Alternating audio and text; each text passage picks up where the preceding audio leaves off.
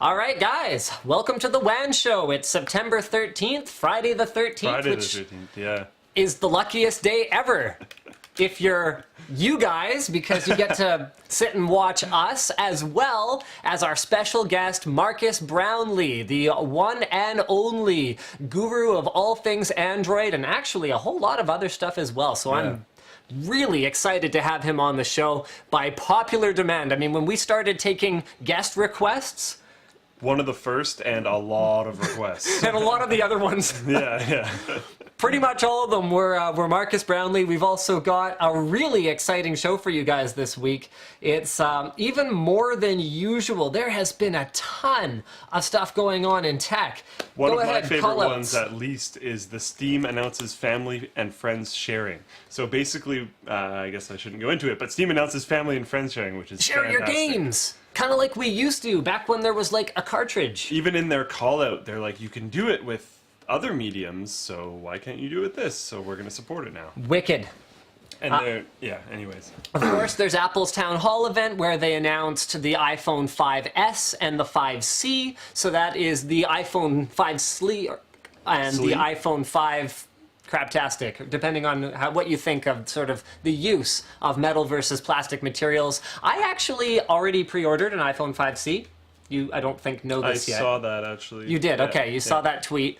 Not because I think I'm necessarily going to switch to it, but because I want to try it. I want to have the experience. I want to do an unboxing of it. So more on that with our guest. Comcast and Verizon have been very much caught, maybe not necessarily throttling Netflix, but certainly not going out of their way. In fact, it feels like going out of their way not to provide the best service possible with certain video streaming services, such as Netflix. So, and like Netflix is trying as hard as they can to give them free stuff to help it be faster. Okay, more on that later. Okay. We're doing the topic callouts. GTA 5 cost a metric butt ton to make. It actually cost more than every other video game ever and almost every other movie ever. Wow. So without further ado, really? See, there's always something. Oh. Start when the scene loads and don't remember playback position. See, that's that problem. Nope. Apparently that's not the problem. So without further ado, our intro, which will happen at some point. When finished, rewind. Because it now hasn't finished, so it doesn't know to rewind. You're gonna have to. Yeah, there you go. That's weird. That's not playing, which is very no one very can see what you're doing, which makes it better. He's actually like trying to fix it actively, and every time he tries, it just like flashes a lower third and then does nothing, which is kind of fantastic. So here's what we'll do. Wait, is that even playing? Is there no audio? Oh, I love this show. This is like the best show ever. Okay, do you want to jump into one of our topics while I figure this out? So people freaked out thinking that Dropbox was reading their documents because there's a form of document, I can't remember exactly what it's called, but it's like a honeypot. So the idea is, if it's open, it'll call home and tell the person that made the document that it was opened. So this was, hold on, sorry, this was posted on the forum by James AJ, and the original article was at Daily Dot, so guys, you can check that out there. Yeah, so basically a user uploaded a whole bunch of these different types of files, and one of them was a doc, at least one of them was a doc. And the doc called home, and he basically demanded to know why it was opened, because all this stuff going around with the NSA and everything else, people were kind of worried. Is Dropbox reading all of our documents? So Dropbox responded by saying, no, it's being read to generate the preview for the website. If you go to Dropbox's website viewer, you can preview your files. So they do actually have to be able to open it so they can generate these previews. So a whole bunch of people freaked out, but if you heard about this and freaked out, here's a nice little update that we can add. Most of these things that have been trickling out lately are all negative, and this one turned out to at least highly probably not be that negative, because if they're just generating a preview file, it's not that big of a deal. How's our preview file coming? Our preview file is amazing. It's it seems to be like a broken file or something. So Yeah, I think it's time to do the next topic here. All right, so we're jumping into my favorite topic of the week, which is Steam family sharing, which is actually not only family sharing. You're able to share it with quote-unquote close friends as well. I think they're suggesting you only do it with close friends because how it works is you add a computer to your allowed list.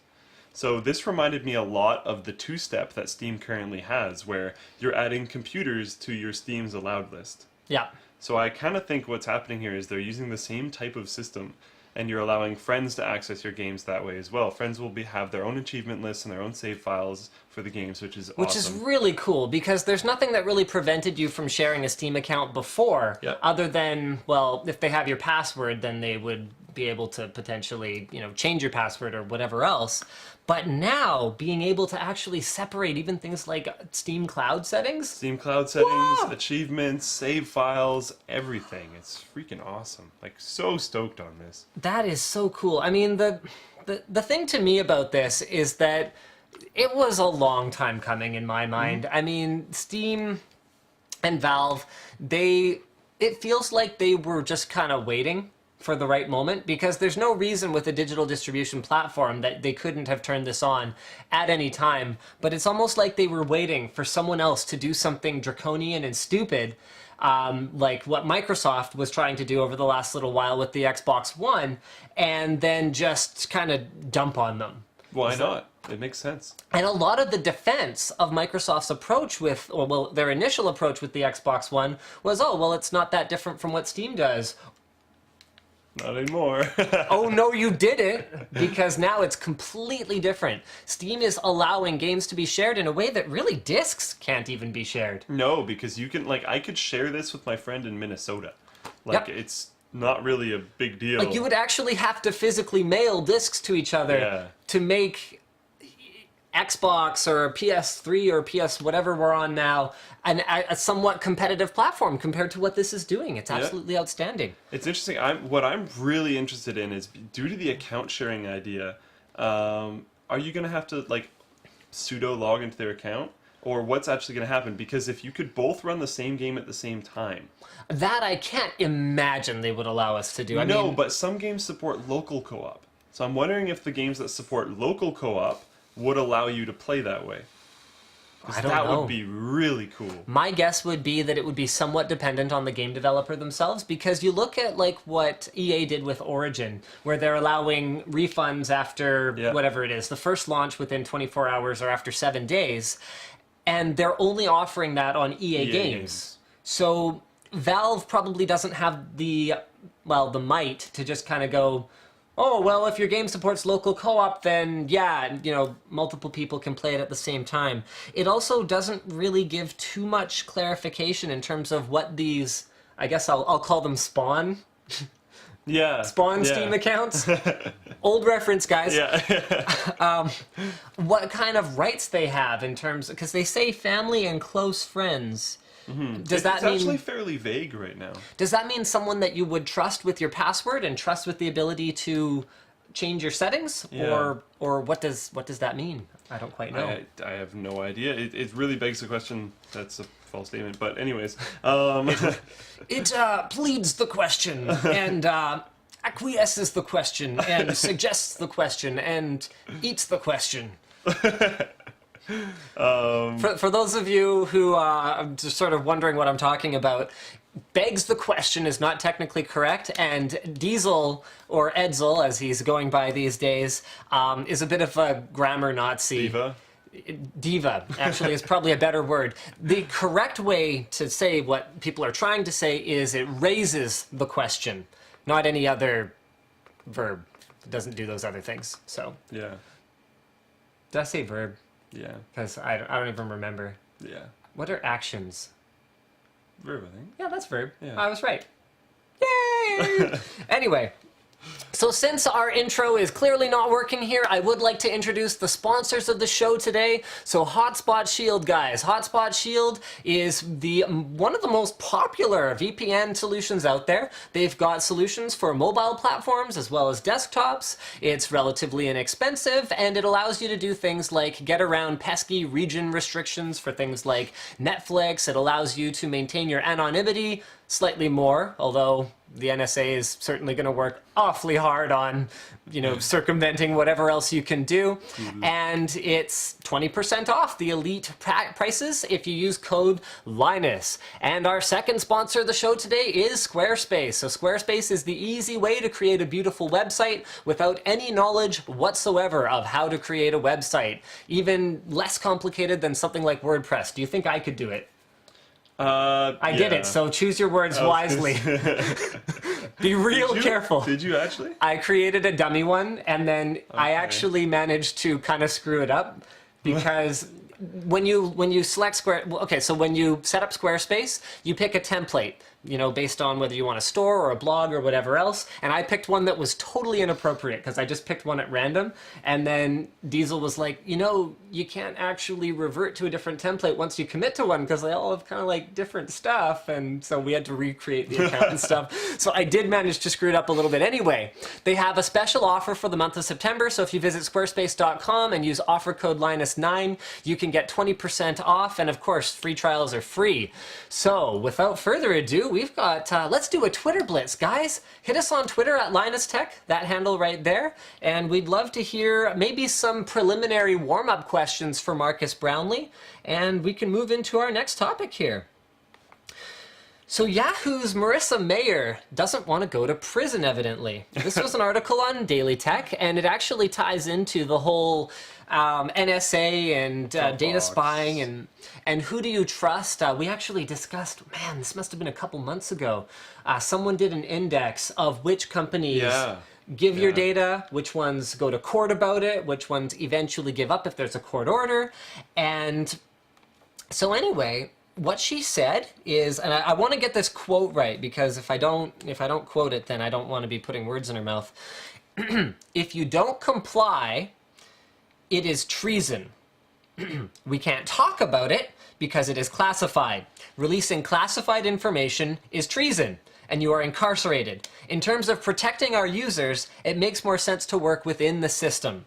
So to paraphrase, what she's saying is, we don't like it, we're going to fight it, but at the end of the day, if we are going to be committing treason by withholding information that is being demanded by the government, and we're all going to end up in jail anyway, then I guess we better just do it, because if we're not here to protect your rights, then we won't be here at all, and they won't have any protection. To which I would kind of say bullshit. Now, the article on Daily Tech was actually pretty positive about it overall and kind of went, oh, well, I guess their hands are tied.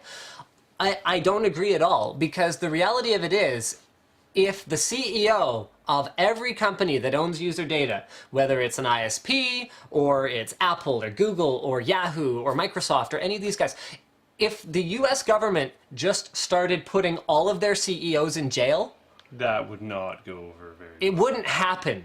We have to be realistic. The law is the law, but nobody's going to do that. That would be insane.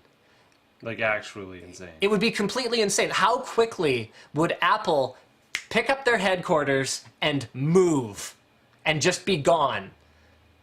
What would that do to the US economy if Microsoft, Google, and Apple just left? Yeah. So, you know what, Marissa, if you're watching, and I'm sure you are, could you call a bluff, maybe? And I mean, here's another question: is it really the CEO of a company's responsibility to have to call a bluff and potentially risk going to jail, or even if they didn't put them in jail, some other kind of punishment? What do you think? Their responsibility, yes, because who else are they going to put it on in the company to do that? Okay. At that point in time, how do you make an employee possibly go to jail? But, I mean, here's the thing, though, is Yahoo is a publicly held company. Marissa Mayer is an employee. Are you saying, would it be the corporate entity or person, Yahoo, that should go to jail? And how do you do that? How do you enforce that? Yeah. That's interesting. I have no idea. But another thing that they could do is, like, she could call a meeting between a whole bunch of these big people that are possibly withholding information, blah, blah, blah, blah, blah. And all do it at the same time. Because like you were talking about, they're not going to put them all in jail. They're especially not going to put them all in jail all at the same time. One at once is a lot less scary than everyone. So if everyone just kind of banded together and refused to do this, I wonder if that kind of thing could possibly happen. I kind of doubt it a little bit. Yeah, I don't think it would happen at all. Speaking of totally evil stuff that's going on, let's move into our Comcast and Verizon. Now, okay, I apologize because this looks like a bit of an inflammatory title on the thread created by Ichondo, but thank you very much for posting it anyway. Comcast and Verizon throttling YouTube and Netflix usage while RCN, which is a smaller Chicago-based ISP, is letting it flow. Now, it's more complicated than just throttling or not throttling, because throttling would imply... They're actually... like specifically trying to slow it down. Yeah, like traffic shaping. They're saying, okay, this is faster, this is not faster. But what this actually looks like is almost an even more ominous type of anti-competitive behavior, where Netflix in particular, let's use them as the example. So the original article here was from Ars Technica. Just go ahead and check that out.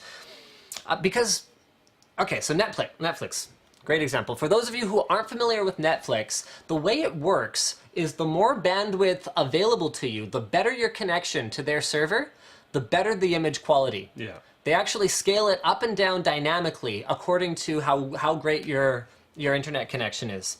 Okay, so Netflix is reaching out to ISPs and going, look, we know that the biggest challenge is the last mile, so to speak. So directly from you to your individual customers. What we want to do is we want to put our own caching servers right within your facilities so that it takes some of the load off the rest of your network infrastructure because they can just pull directly. Which is the greatest idea ever for both teams. Like, it costs Netflix money, but yes, all their customers are happier. Yes. So that's an investment. That's a good thing. And it's free for the ISP. Yes. So basically,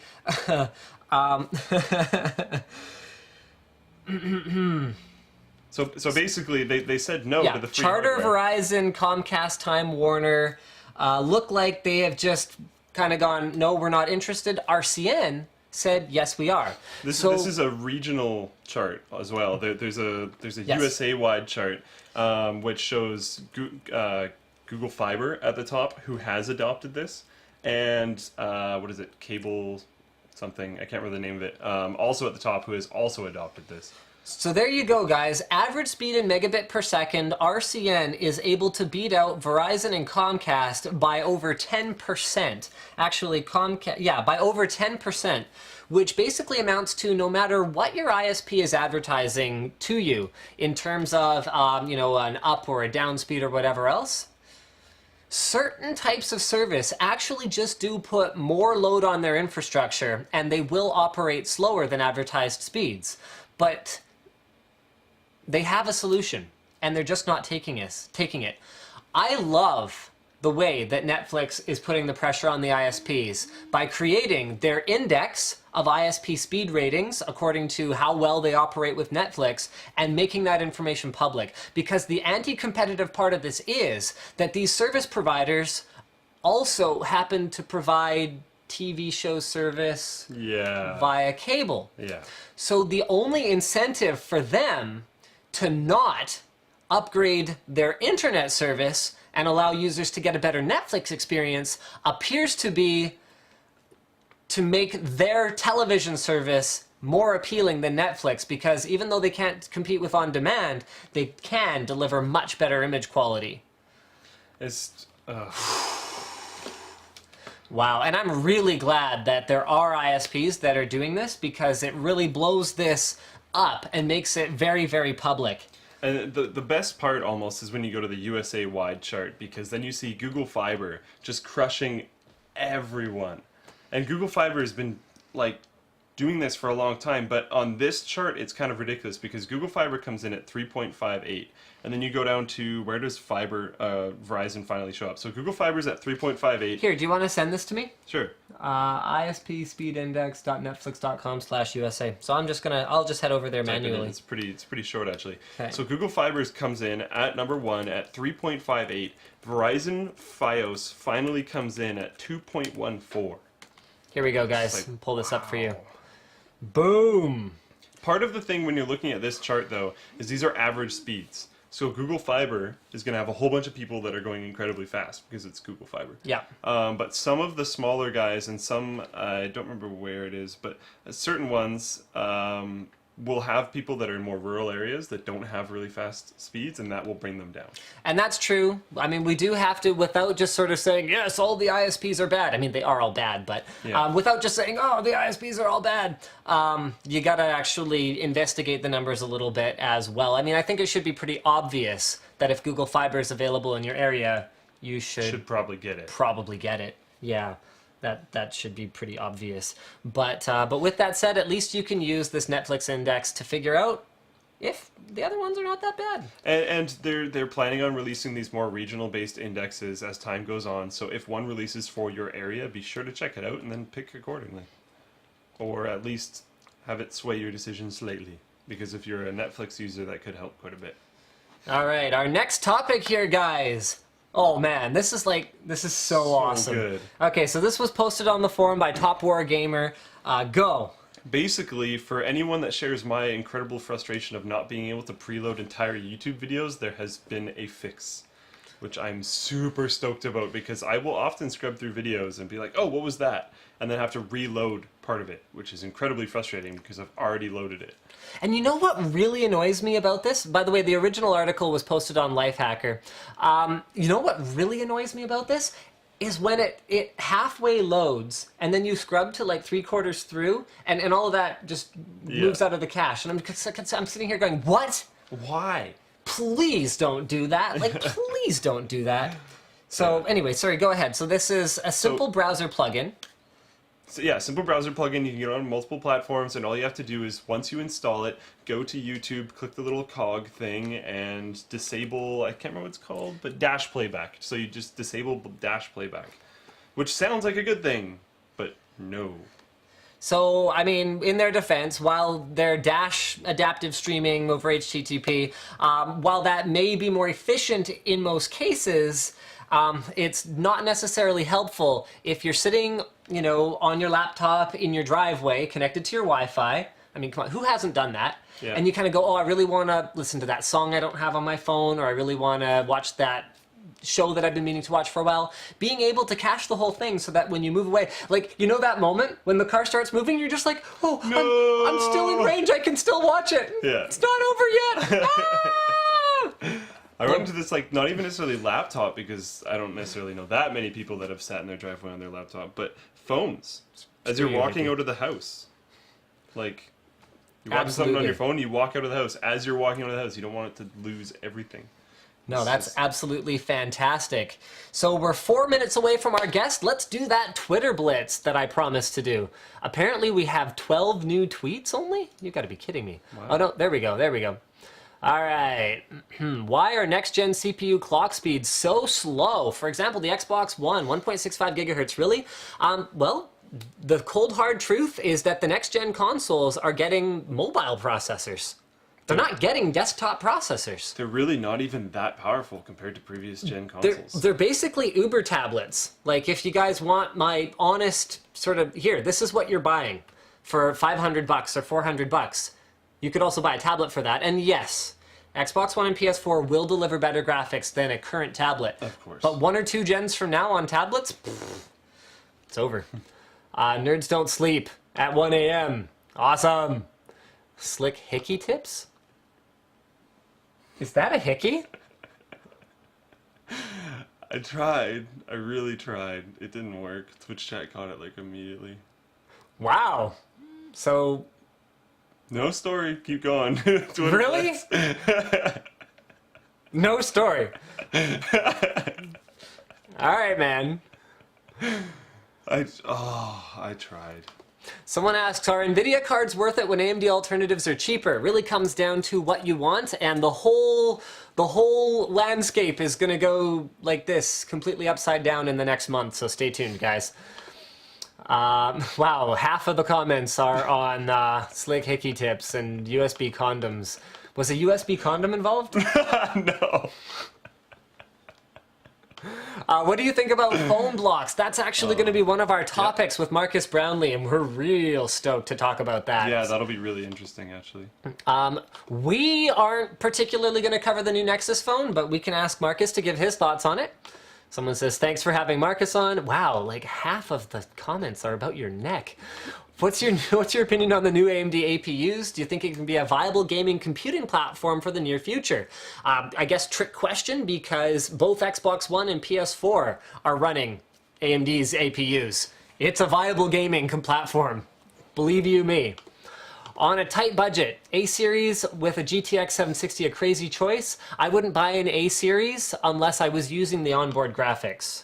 So yeah. How soon do you think the Nexus 5 is going to come out? Okay, so that'll be for Marques.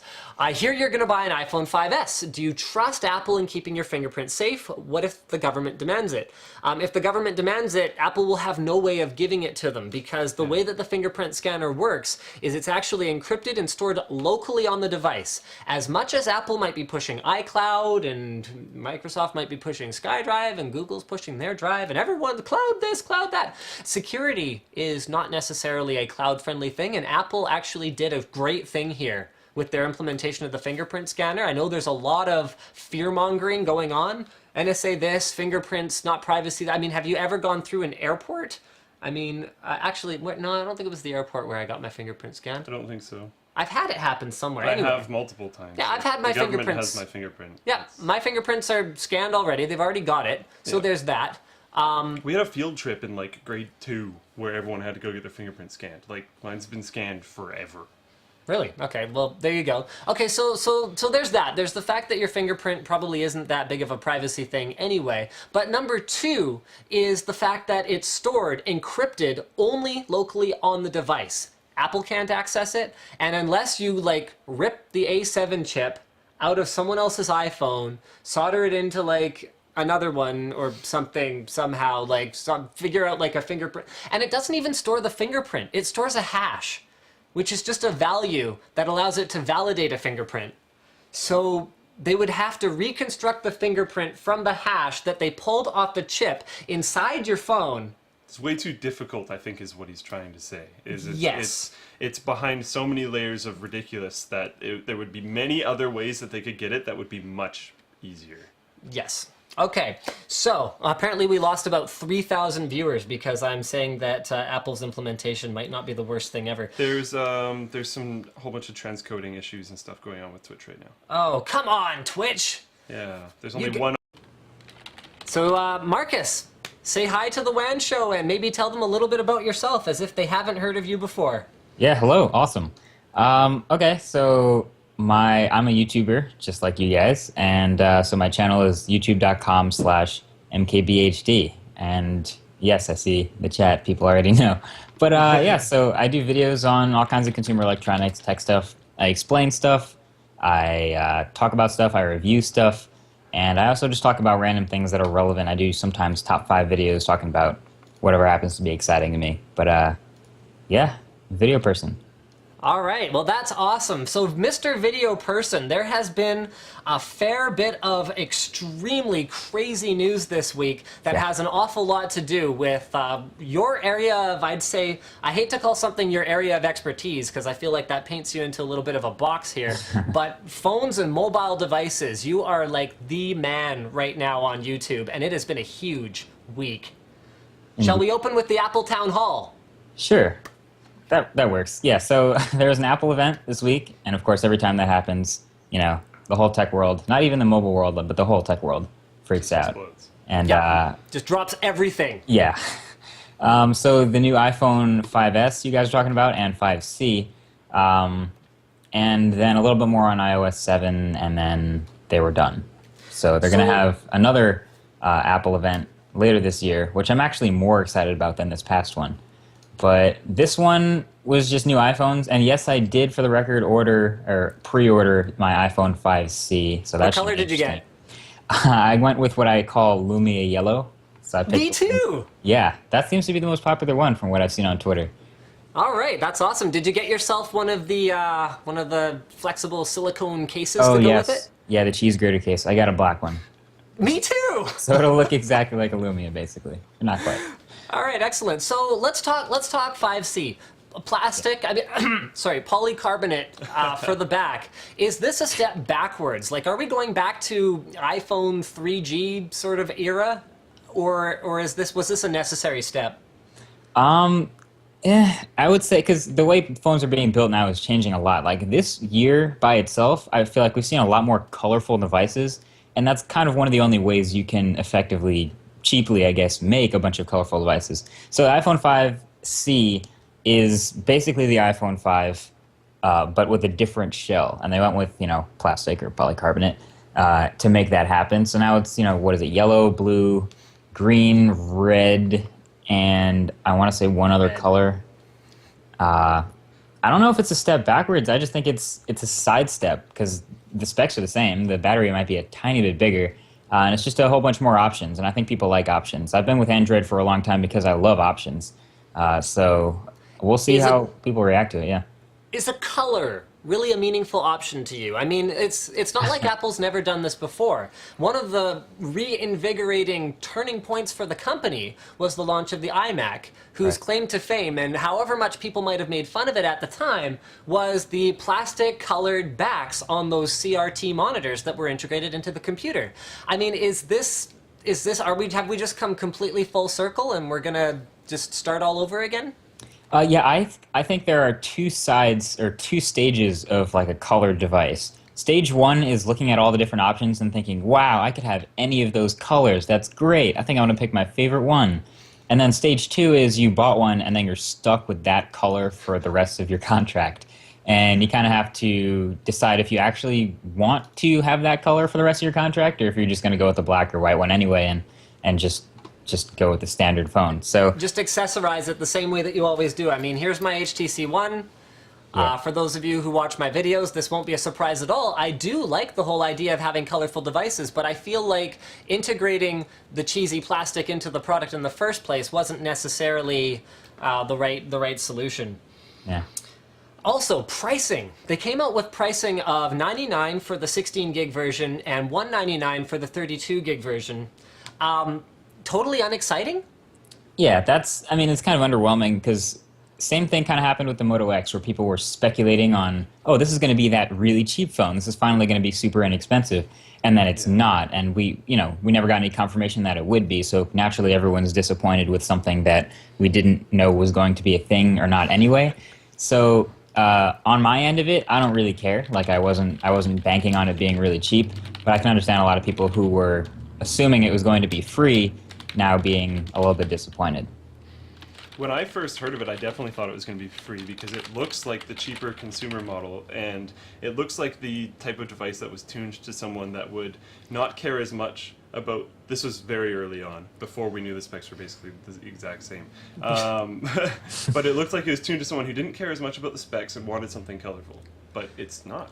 And I mean, to me, I think one of the most ridiculous things about this is the fact that Apple is completely ignoring the used market in a way that, I mean, I guess not everyone is willing to pick up a used iPhone 5 when someone else in their family upgraded to a 5S or whatever the case may be.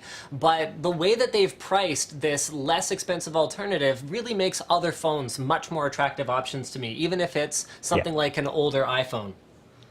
Yeah. I'm seeing other phones that would definitely be more, even like a lot of people are going to just go with it anyway because it's an iPhone. Yeah. But when you take a step back and look at the other phones and the way it's priced with, other $99 phones, there are way better choices for $99. And there are also great cheap phones that you would probably go with if you're considering a whole spectrum. If you really want a free phone, there are great choices already. Absolutely. Okay, I mean, and that was pretty much it for the 5C, wasn't it? Yeah. Did you watch the official Apple video on the 5C? I did. I watched. Wasn't it painful? Oh my god. Well, first of all, that whole case thing, by the way. Can I just for a second say how that case is awful? It's kind of embarrassing. If I was working at Apple, I'd just have my head in my hands like, what happened here? The whole cheese grater thing, but that's another story. And then and it's gonna get so dirty. I mean, there's gonna junk's gonna get in there. Definitely. Yeah. Sorry, go ahead. Yeah, no. So I'm not a fan of the case, but the iPhone 5C The color combos, like I keep going back to the Moto X because I feel like that was a pretty solid stepping stone in terms of customizable phones. My Moto X is black and yellow, and it'll be black and yellow forever. But if I want to grab another case for a phone or an accessory for a phone that'll, accent it up for maybe a couple months or maybe just one day or whatever I want, that's, I guess, more expensive in the long run when you buy more stuff. But it's also way more temporary, and if you get sick and tired of something, you can switch it out. So, and it's an incremental expense. I mean, it's one thing to drop however many hundreds of dollars on the phone and the case and the charger and the HDMI dongle and all of that all at the same time. But I think that the market has shown again and again and again that it's willing to accept smaller transactions or microtransactions along the way versus a huge upfront cost. So basically, I guess your thing, and actually my thing as well, is love the idea of the 5C and the cases and the official Apple accessories. I mean, they've done this kind of thing before, like with their iPad covers and that kind of thing. But just the implementation, you kind of look at it and you just got to shake your head. Yeah. I mean, I'd say the only worst thing I've seen out of Apple was the last time they did an iPhone case, which was the bumper. Yeah. That was kind of a necessity. Yeah, you needed it at the time, though. I wouldn't consider the cheese grater case, which I'm going to refer to it as that from now on. I wouldn't consider that a mandatory accessory to your phone, but it's the first party option, which is what a lot of people are going to see when they walk in the store. So I feel like they really could have done that a lot better. And did it just seem like the script for that video, they were just kind of dying inside, justifying the unapologetic plastic? Yeah, that might have been the first time they read the script and they were just not happy. But that guy, I feel like was it Phil Schiller that said that in the video? Like he's always spoken that kind of a way in his videos, and he kind of has to say it. And when you think about it, the whole Apple event is basically an ad. Because the only people watching that are those who are looking for more information about it. So they kind of have to talk about it that way. And it's beautifully sculpted, unapologetic, polycarbonate. Like, we get it. It's plastic. But that's the way it's going to be. I mean, with that said, I have encountered better made plastic devices than other worse made plastic devices. Mm-hmm. They have a point. But until I actually have it in my hands, I'm not quite sure what I think about it. Yeah. Yeah. Okay, so why don't we move on to 5S? How excited are you about this device? I'm actually less excited about it than I am about the 5C, which might sound weird on paper, but you know what? It's because the display size of the iPhones in general has always been like a thing for me. Like I don't like the smaller screen on the iPhone. So when I hear newest, highest end Apple flagship, I would be excited for something with a larger display, but again, it lets me down the biggest in that department with a 4-inch display. So, okay, well, I'm going to play devil's advocate with you for a minute here, and I'm going to go, okay, something like the HTC One, which I use and enjoy, and I love every day, like every day. Anyway, like I love it, is too big for my hands. And I'm not the only person in the world with small hands. Now, I've seen your baseball glove-like mitts, and they're big. So for you, something like a Galaxy Note even probably wouldn't be that difficult to handle. But for me, something like an iPhone, particularly without the UI changes they've made in iOS 7, where you no longer have to reach up into the very top corner to access things from time to time, an iPhone was perfect because I could actually touch the whole thing. And many cultures, for example, or many other races of people, such as over in Asia, have lots of people with relatively small hands. Is Apple not necessarily wrong to keep with a smaller form factor?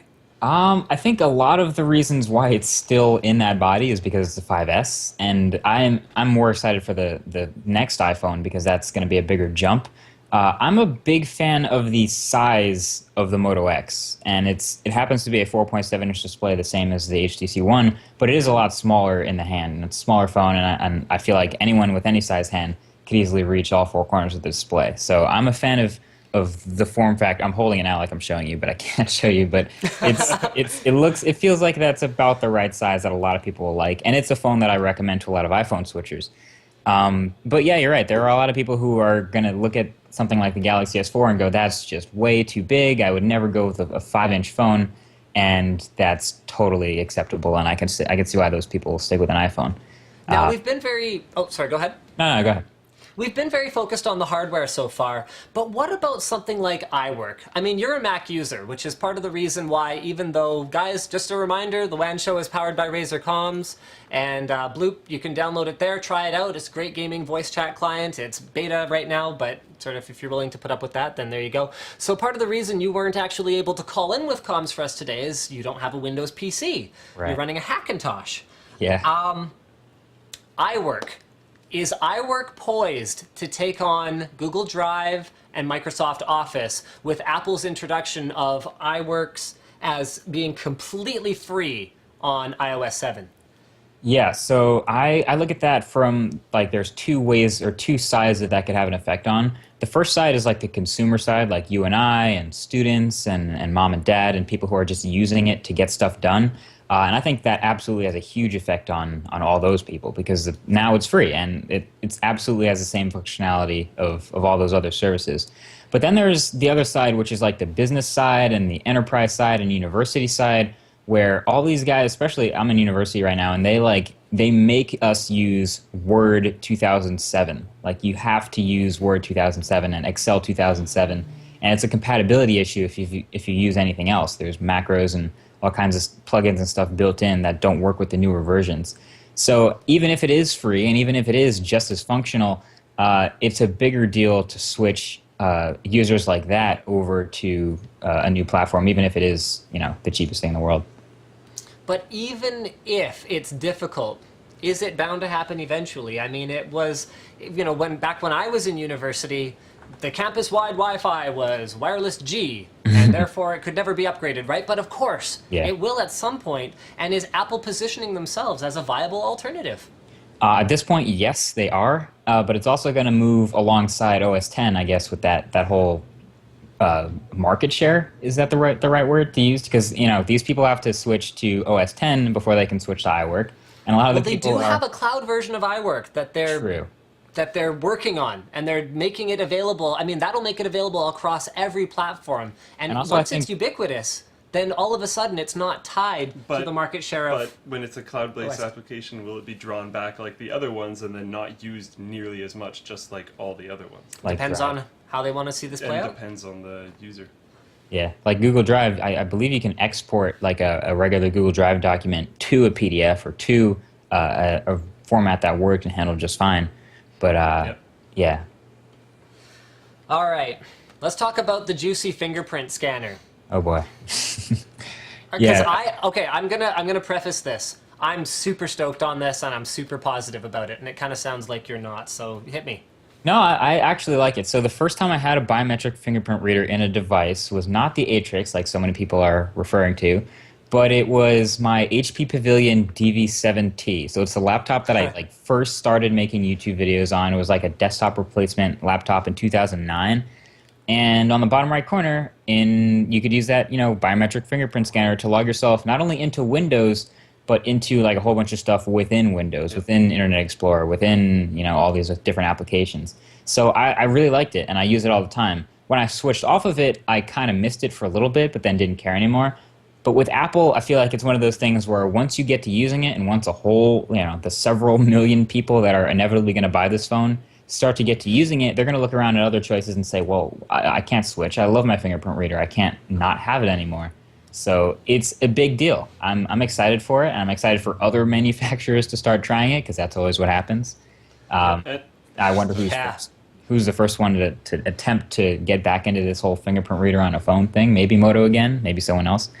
Well, it's funny you mentioned that because it seems like it must have been about 20 minutes after Apple talked about their 64-bit processor that Samsung came out and said, whoa, hey, hold on, we're going to have 64-bit on the next one. Everyone just hold off. Don't buy it. Just don't buy it yet. Yeah. Yeah, no, that's the Apple effect. It kind of has a ripple effect where the closest competitors will immediately start to work on things that compete with it or leapfrog it, and then you see that effect kind of get carried out into everywhere else. But I think the fingerprint reader is going to be one of those things that we start to see pop up more.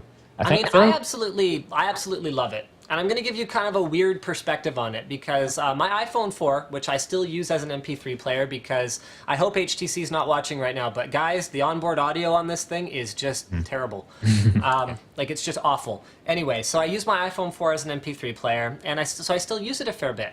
Now, I have it set up to wipe if you try to unlock it more than 5 times or whatever their number is. I have a baby. He gets my phone sometimes. And if he sits and attempts to unlock the iPhone, he's figured out, swipe the bar. Like, that's how intuitive Apple is. And for that matter, Google, he can open Candy Crush now on my wife's Droid DNA. Wow. Yeah, it's crazy. He's like 16 months old. And you're like, holy crap. Anyway. Baby tips. So something like a fingerprint reader built into the device saves me from my phone being accidentally wiped by my kids accidentally trying to access it. So if I use that instead of a passcode that wipes it. It also is both exciting and terrifying, both as a keychain, so using it as validation and authentication for a whole bunch of other stuff, but also the convenience of it is just scary. What does this do for something like App Store purchases? Because it'll prevent things like unauthorized ones, but it will make making an App Store purchase that much easier. Yeah. So this reminds me, all the things you just mentioned remind me of the face unlock that was in Android when it first got introduced in Android, I think 4.0. And it had a lot of the same pros and cons where, what does this mean for security? And I guess, theoretically you can't get locked out of your phone because you can only look at it once. But it never got built like deeper into Android. Like, it never got thrown into the Play Store where you can use your face to buy apps and use your face to unlock things. The way that Apple looks like they're planning to with iTunes and things like that. So it's a more interesting story with the fingerprint reader because that has way deeper implications when they start to use it more. And the facial recognition was very easy to bypass, actually. And that's one thing about the fingerprint scanner. It's really not. Right. Now, this is actually, I don't know if you've seen this, but this is a fantastic Mythbusters. I'm going to play, I guess, about a minute and a half of it. Here we go. So now Apple actually acquired a company, so they should have, in theory, some of the most advanced fingerprint recognition. So they're reading subdermal data. They've got a sapphire lens that focuses it perfectly, etc., etc., etc. But check this out. So let's go ahead and play this. Guys, ready? Yeah, we've been working on this for days, and I think we have a couple things that might work. Cool. Okay. Well, So they're trying to defeat a fingerprint door lock. Okay. My patented Imahara thumb.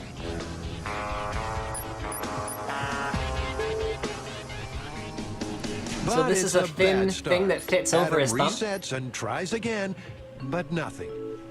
With this technique dribbling towards busted, Adam tries licking the latex. And he's in. He has set off the next alarm, but the finger's been foiled.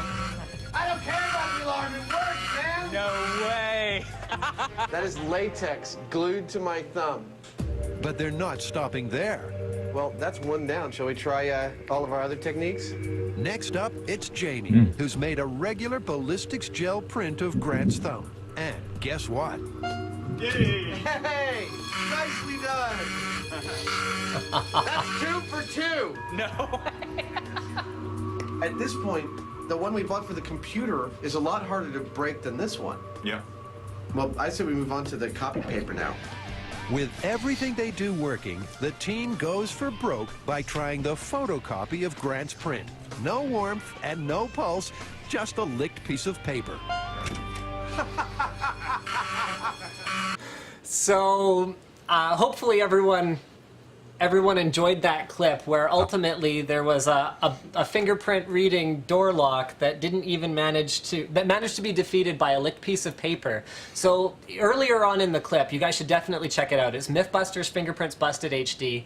They show how they acquired the thumbprint, and it was just by having him copy a CD, and he left it on the jewel case. Okay.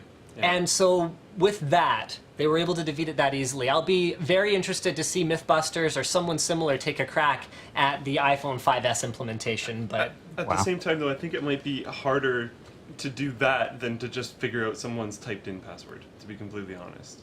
On a phone. So many people do it out in the open, it'd be so easy. Well, Apple's claiming that their sensor will look for signs of life, Okay. as well as reading subdermal layers. There's the conductivity ring around the Yep. outside, for one, which is pretty easy to bypass, but still. But anyway, I just thought that was kind of a fun video right there. Yeah. So I asked folks on Twitter to tweet us any questions that they had for you. So our whole concept here is we do what we call Twitter Blitz and answer the questions as quickly as possible and then try to move on to the next one. Are you game? All right. All right. So let's just see if we've got anything directed at you here. Okay, something about size. Yeah. Also, okay, come on. Okay. I mean, a lot of the time people kind of forget about it and then they'll tweet us again. So we'll go ahead. Ask Marcus about his appearance on The Verge. Go. I hosted a 90 Seconds on The Verge episode, and I will be hosting more, and that's a thing now. That's incredibly cool. Yeah. That is incredibly cool. So is this part of a more involved partnership with The Verge, or is it more like you're on a talent contract? Yeah, it's essentially unannounced, but basically we're working together behind the scenes as like option 2 of what you just said, sort of a talent plus network collaboration, I guess is the right word. So yeah, I'll be making appearances and more Verge stuff as well. That is incredibly exciting. Congratulations. The Verge is a big deal, and you are officially a big deal by proxy, although you were kind of already. Thank you. All right, let's see if anyone has gone ahead and hit it. Okay. Nexus 5. Nexus 5 looks interesting. I like what I'm hearing in terms of like build. It looks like it's going to be loosely based around the LG G2, which I'm looking at right now, and I love the front of. So that's good news. But we'll have to see like all the other things that Nexus devices never do well, like the camera and things like that need to be verified before I can say that I would definitely want to buy a device like the Nexus 5. Right. All right, what's your take on the Ubuntu Edge? I was really disappointed that it didn't happen, but it had like so much promise that I feel like they're going to do something about that project anyway. Like there was so much interest in it in the first place that they might as well follow through with something related to it. Do you think in the back of their minds they knew it wasn't going to work? I think so, yeah. Okay. And even reading some of their language in like the press releases and the updates in their emails, I feel like they knew, but they kind of had to phrase it in a way that made it sound like they had all the hope in the world that it would actually happen, but it didn't. It seemed like more what they cared about was breaking records and getting press going about it, which they definitely totally did. I mean, they raised almost 13 mil. Yeah, after the point where they like, there wasn't really enough time to actually complete the $32 million goal, they kind of shifted their focus more to all the support they'd gotten and how remarkable it was that they'd gotten as far as they did anyway. Yeah. So how do you afford all of your tech goodies? A whole lot of buying and selling, I guess. There's a whole lot of circular transactions going on where I'll buy a device and review it, and then when I want to buy another device to review, I'll sell the one that I no longer use, and kind of circles in and out. All right. Apple keeps the screen small so they don't have to up resolution, etc., etc. Okay. Is the Bear Dynamic Custom 1 Pro still your preferred headphone? I switched back to the ATH M50s not too long ago because there's a red and black version now, so I picked that up, and of course I love red and black, so couldn't say no to that. Okay, not mentioning this. Anything you feel about? Okay, I see. I think you're going back through again. Oh, yeah, okay. That's done. Let's see if we've got a couple more, and then we'll move on to phone... Okay, well, of course, we get a tweet about Phoneblock. You've heard about this, right? Yeah. Okay, we'll talk about that after. Let's just see if we've got... Any thoughts on GTA 5? You're not much of a gamer, are you? No, I'm not much of a gamer, but I do like the only type of game that I play is racing games, so if I were to consider, like, a Grand Theft Auto, that's a little bit of a stretch, but, like, I'm looking forward to the Forzas and the... I guess other driving games like Forza, basically, when the new consoles are out. Will 64-bit processors on mobile really make a difference? Not now, but later, yes. Actually, this was something I had in the town hall topic, so I'm going to go ahead and I'm going to kill the Twitter blitz for now, and let's go ahead and chat about 64-bit a little bit. I feel like the way that Apple moved to 64-bit on the desktop and on their notebooks was a lot more elegant and a lot less fragmented than the way that Microsoft and sort of the Wintel Alliance handled it on the PC side. Do you expect to see the same degree of I guess, seamlessness on the mobile OS? And do you expect to see the same degree of fragmentation on the Android side, where no one I suspect Google, much like Microsoft has had to do, will have to support 32-bit and 64 bits of future OSs for quite a long time to accommodate that wide variety that happens to be out there.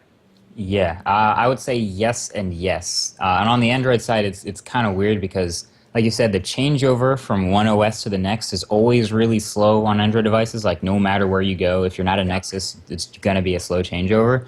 So, yeah, over and over again, iterations are going to have to be either supported in both 32-bit and 64-bit or just dropped altogether. And I don't think they want to drop 32-bit so fast that they piss off developers. Apple on stage kind of made it seem like they're doing this to make it easier for developers, like in the long run, like just locking it in and making sure it works for everyone. But yeah, on the Android side, it'll get a lot more interesting. And I think fragmentation is a good word to describe that. I mean, I think one of the things that I enjoy so much about iOS, I mean, if the 5S knocks my socks off, I may switch back. I'm not married to Android. I'm not married to iOS. And one of the things that I like so much about it is how tight the experience is. There's no such thing, well, okay, to a lesser degree, as downloading an app from the App Store and it just doesn't work on your device. I suspect that that's going to get 5 to 10 times worse as we go through this 32-bit to 64-bit transition on Android. And I suspect some people are going to be turned off by it. Do you think people will just kind of power through it, or? The way it is now, I guess so. That's the only way we kind of handle it now, is just if it doesn't work, oh well. And if it does work, thank God it works, because that changeover is always slow. Although I have a feeling like with right now with compatibility problems, usually it's unforeseen, but with a 32-bit versus 64-bit comparison, it should probably know before you try to install it. Yeah. Yeah, so if you go to install, it should be able to detect and be like, actually, this isn't going to work. Which would be a little bit more graceful than it just not working. All right, so that brings us to fragmentation. Marcus, do you mind if we keep you for about another 10 minutes? I know I said half an hour. Yeah, sure. All right, cool. I'd actually like to play this video for the viewers, if you don't mind that as well. Okay. So for those who haven't seen Phoneblocks. Every day we throw away millions of electronic devices because they get old and become worn out. I had that blue phone. Usually it's only one of the components that causes the problem. The rest of the device works fine but is needlessly thrown away. Simply because electronic devices are not designed to last. This makes electronic waste one of the fastest growing waste streams in the world, and our phone is one of the biggest causes. So this is a new kind of phone. It's made of blocks. Detachable blocks. They are all connected to the base, and the base connects everything together. Electrical signals are transferred through the pins, and 2 small screws lock everything in place. So if, for instance, your phone is getting a little slow, you can just upgrade the block that affects the speed. Or if something breaks, you can easily replace it with a new one, or update it with the latest version. Another great thing about this is, you can customize your phone. So let's say this is your phone, and you do everything in the cloud. Why not replace your storage block for a bigger battery block? If you're like this guy and love to take pictures, why not upgrade your camera? Or if you don't care about any of this stuff, you can keep it simple and get a bigger speaker. You can choose the blocks you want, support the brands you like. Okay, I think that's the basic premise at this point, so let's get your thoughts first. Go. Okay, so I just did my video about it because there was so much, so many questions about it that I decided to do a video basically explaining it. But my thoughts, I was really interested in just the sheer volume of people that were interested in this version of a dream phone concept, because there's been so many versions of this before. And the idea is great. It's not very technically feasible. The mock-ups they showed were just mind-blowingly simple, but I like the fact that it's getting attention. I like that it's proven that it's actually something that people want. It's proven that it's something that people want, but will it prove to be something that's even remotely feasible? I mean, it's a great point you made about the mock-up being super simple. I mean, for those who are viewing the show right now, that thing won't work. at all. It would have to, each individual component would have to be an entire unit. Like, you'd have to have its own, because the electricity layer that they're talking about is not going to be able to transfer much data. So, I mean, you look at how many pins Intel needs attached to a CPU for all the various voltages and all the various grounds and all the various data and all the things that it needs to do in order to function. You're not going to be swapping out your, processing unit and having expecting that to interface with everything else with like 9 pins or whatever. That's why I was saying, like, it would have to have its own little motherboard inside that block, so that when you plug it in, the only thing being transferred is a data wire and power. And being able to build that, they're going to be huge comparatively and not very effective comparatively. Yeah, that was my thing, that if it were to work anywhere remotely near the way it looks in the video, it would be a just huge phone. Gigantic blocky device. Yeah. So gigantic, and to me, the other major issue is who's going to support this? Yeah. Which processor manufacturer, by the time a concept like this could be realized, which processor manufacturer remaining wouldn't just have their own platform? So you got Samsung, you got Nvidia getting into hardware. True. Which is like, holy crap, what's that? Yeah. You've got Apple, of course, their own hardware, their own platform. What theoretical upgrade is going to exist? It would be like a super limited amount of things you could upgrade to if it even happened. But I like they had a couple of examples of like different ways to rearrange proportions, which looked weird at first, but it makes sense that you would give more priority to have more space for camera optics and less space for a battery if you were a person who valued the camera more, or more space for a speaker and less space for the camera if grandma was their example. So at least you might not have the most intricate components like your sensors and your CPU and graphics and things like that be modular, but the fact that you could change proportions and have a bigger speaker or have a bigger or smaller battery and change simpler things like that could be more interesting. Maybe. But I mean, with the variety of devices that are out there now, do you feel like if you were that photographer guy, you couldn't find the phone that's right for you, or if you were that person who cares more about battery life and you grab something like a Note 2, or I guess Note 3 would be the big news upcoming, and put like a huge battery back on it? Did you see that guy who did the SD upgrade and the huge battery upgrade to the Note? I didn't see that, no.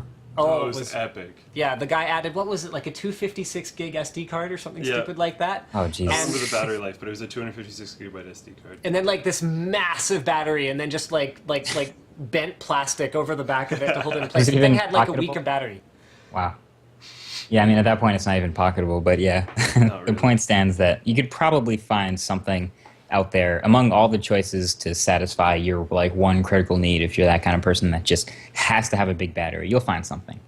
And to me, this is kind of a step backwards. It reminds me of the evolution of the PC, and people have made it pretty clear what they want. If they wanted blocky, upgradable notebooks, those existed. Yep, and did not do well at all. Now no one cares at all. Yeah. Same thing with desktops. Is the theoretical upgradability of a desktop. I mean, okay, have you ever tried to upgrade a desktop? I have, yes. Okay, so within a period of time of like a year or two, feasible. Mm-hmm. Yeah. Huh? Yeah. Okay, after a few years, does it make any sense? After a few years, you'd be better off going with a new machine, which seems like what they would try to avoid looking at, like the Phoneblocks concept. Phones go out of date even faster. That's true. So a couple months down the road, the whole idea of that device might get really old. That's completely right, though. Everyone builds their machine and they're like, oh yeah, but I'm building it so it'll be upgradable in the future. That's my whole idea. No, you're doing a full platform swap by the time you get to it. And I mean, for all we know, 5 years, 10 years from now, the phone, the way that we see it today, could actually be something that completely lives in your pocket. And you're going to have your eyeglasses device and your watch and your bracelet and all of your other wearable stuff. That's the way that you actually interact with anything anyway. So the phone could become this completely unimportant, basically like a processing sphere that's got like a battery attached to it, and it just hides somewhere. So That's crazy.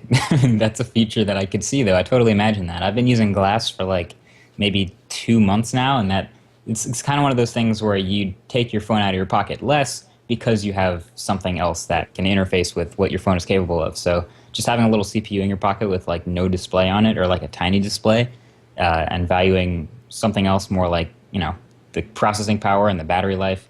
Yep, the idea of thin clients and then centralized processing, I mean, that's coming to the human body. I believe it very firmly. You even look at what Samsung's doing with the Gear. That's almost the Phoneblocks idea, but blown up, because then you can swap out individual parts, which will hopefully be cheaper. Right.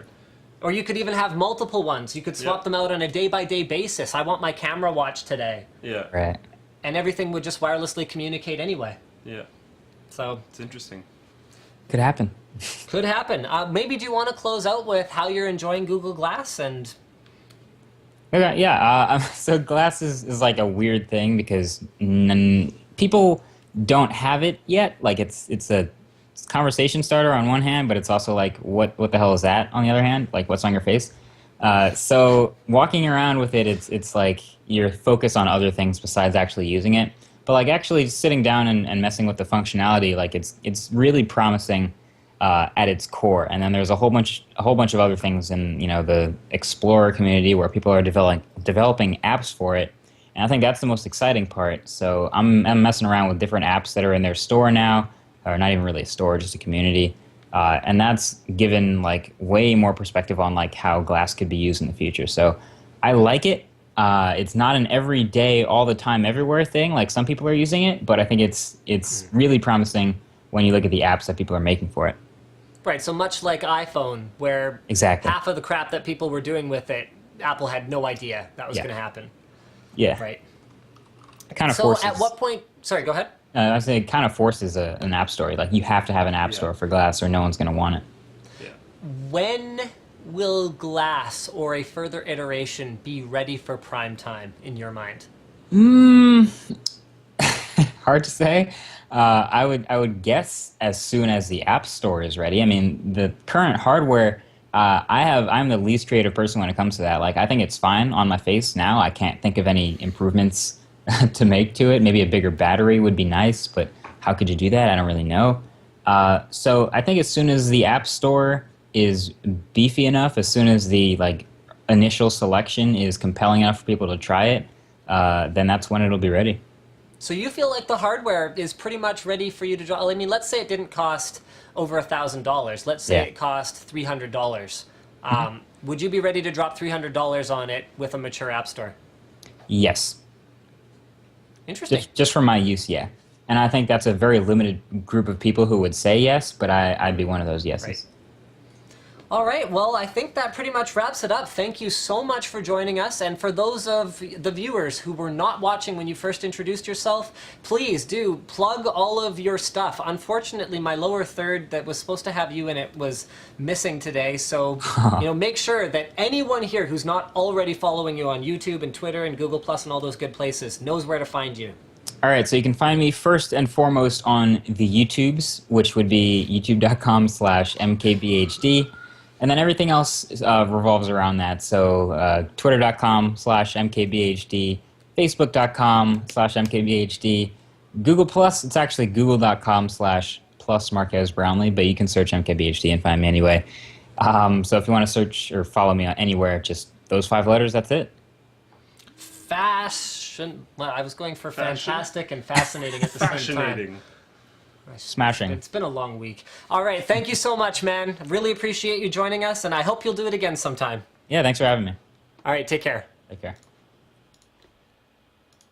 All right, guys, so that was Marques Brownlee, YouTuber extraordinaire. Don't tell him I told you this, but he keeps an archive of all the videos he's ever uploaded on his channel, and man, some of that early stuff is pretty funny. Like, there's so like... yours. No, his is like really funny. There's like him as like a young teenager, like working on his golf swing and stuff. No, it's fantastic. So go back, go through some of that stuff. It's hilarious. What I really liked about digging through some of his video archive is how far he's come and how he continues to evolve what he's doing. I get a lot of questions. How do I be a YouTuber? How do I get big on social media? How do I do this? And I think he is probably an A++ example of how it is done without support, because I kind of lucked out. I'm gonna be completely honest. I lucked into this in a lot of ways. I had access to the hardware before I had to draw people in with a personality and with a show structure and all those other things that go along with it. At least I had the gear. He had to do it without it, so check it out. Very, very interesting. So let's move into our first post-Marcus topic here. We actually kind of jumped around a little bit beforehand because of some of the random problems. So what do you want to start with? Why don't we go with GTA 5 cost a metric butt ton to make. So this was posted on the Linus Tech Tips forum by Mursu. Sometimes I wish this guy wouldn't post so many news articles because I can't say his name. Can't figure out how to pronounce it. He should add like a phonetic version for us because I also can't say his name. Location Finland. I mean, that explains it. I wonder if it's like M. Urusu. So, GTA 5 is the most expensive video game ever. So this graph right here, if you guys check out the forum thread, don't forget we upload the document once the show's over, shows that GTA 4 was actually the next most expensive at under $100 million budget, with GTA 5 clocking in at an enormous more than $250 million. So by comparison, Microsoft is spending 50 to 60 million on something like Halo 3. Half-Life per episode costs a paltry 10 million or so. This is one massive, massive game. One thing I like is a debate that came up a lot when I was younger, and I don't hear as much lately, was the video gaming industry versus film industry, because when I was younger, video gaming industry wasn't like bigger. And they were still kind of emerging. And now, when you have games like GTA 5 coming in like the uber high ranks of cost to produce that movies have, like holy cow, that debate is just so one-sided now. The world is changing. I mean, we're going to go to so the original articles that were cited here are vrzone.com and wccftech.com. So check this out. This is major high-budget blockbuster Hollywood films that GTA 5 is being compared against now. Pirates of the Caribbean 3 is the only one that is higher. So it cost more than Tangled, John Carter, Harry Potter 6, Avatar Chronicles of Narnia, Avengers Inception, How to Train Your Dragon, Fast 6, and Tron Legacy. Now something that actually, this was a good point that Edsel, or formerly known as Diesel, made is, if what you notice about those movies, there's a bit of a pattern there, all very CGI heavy. Yeah. All very CGI heavy. It's hard to do. Because it's hard to do and it's expensive. So with graphics moving towards a more CGI-like quality and more film-like storytelling, all those big budget things like writers and actors and CGIs, I mean, it's basically becoming the same thing. Yeah, and like especially certain games that are coming out that are honestly, like we went through action and action adventure, and a lot of more. I'm not calling out action and action adventure games, but a lot of those ones are leaning towards this way where it's almost more of a story. Like there's certain video games where I've enjoyed it thoroughly because the gameplay is great, and my mom and dad have been able to watch and been interested the entire time because it's almost a movie. So when's the first IMAX theater getting a controller in it? Right? Right? Like, at what point do we actually start just having movies be interactive? And like with all these 3D viewing and super fast screens, I wonder if you could go to an interactive movie with controllers at each seat wearing glasses that gives you a different view of the screen. Boom. Who knows? Or you could go to a theater just for the experience of like the great sound. Yeah. And you could just be sitting there wearing your Google Glass and actually watching the movie like that. or whatever. Whatever iteration of Google Glass that is, which will probably be slightly different, but still, yeah, definitely. Yeah, entertainment is definitely changing. Speaking of entertainment changing, PS Vita, does anyone care? Now, okay. When I first started reading this, I was with you. Okay, Does fine. anyone care? Why? Then I thought about it a little bit more.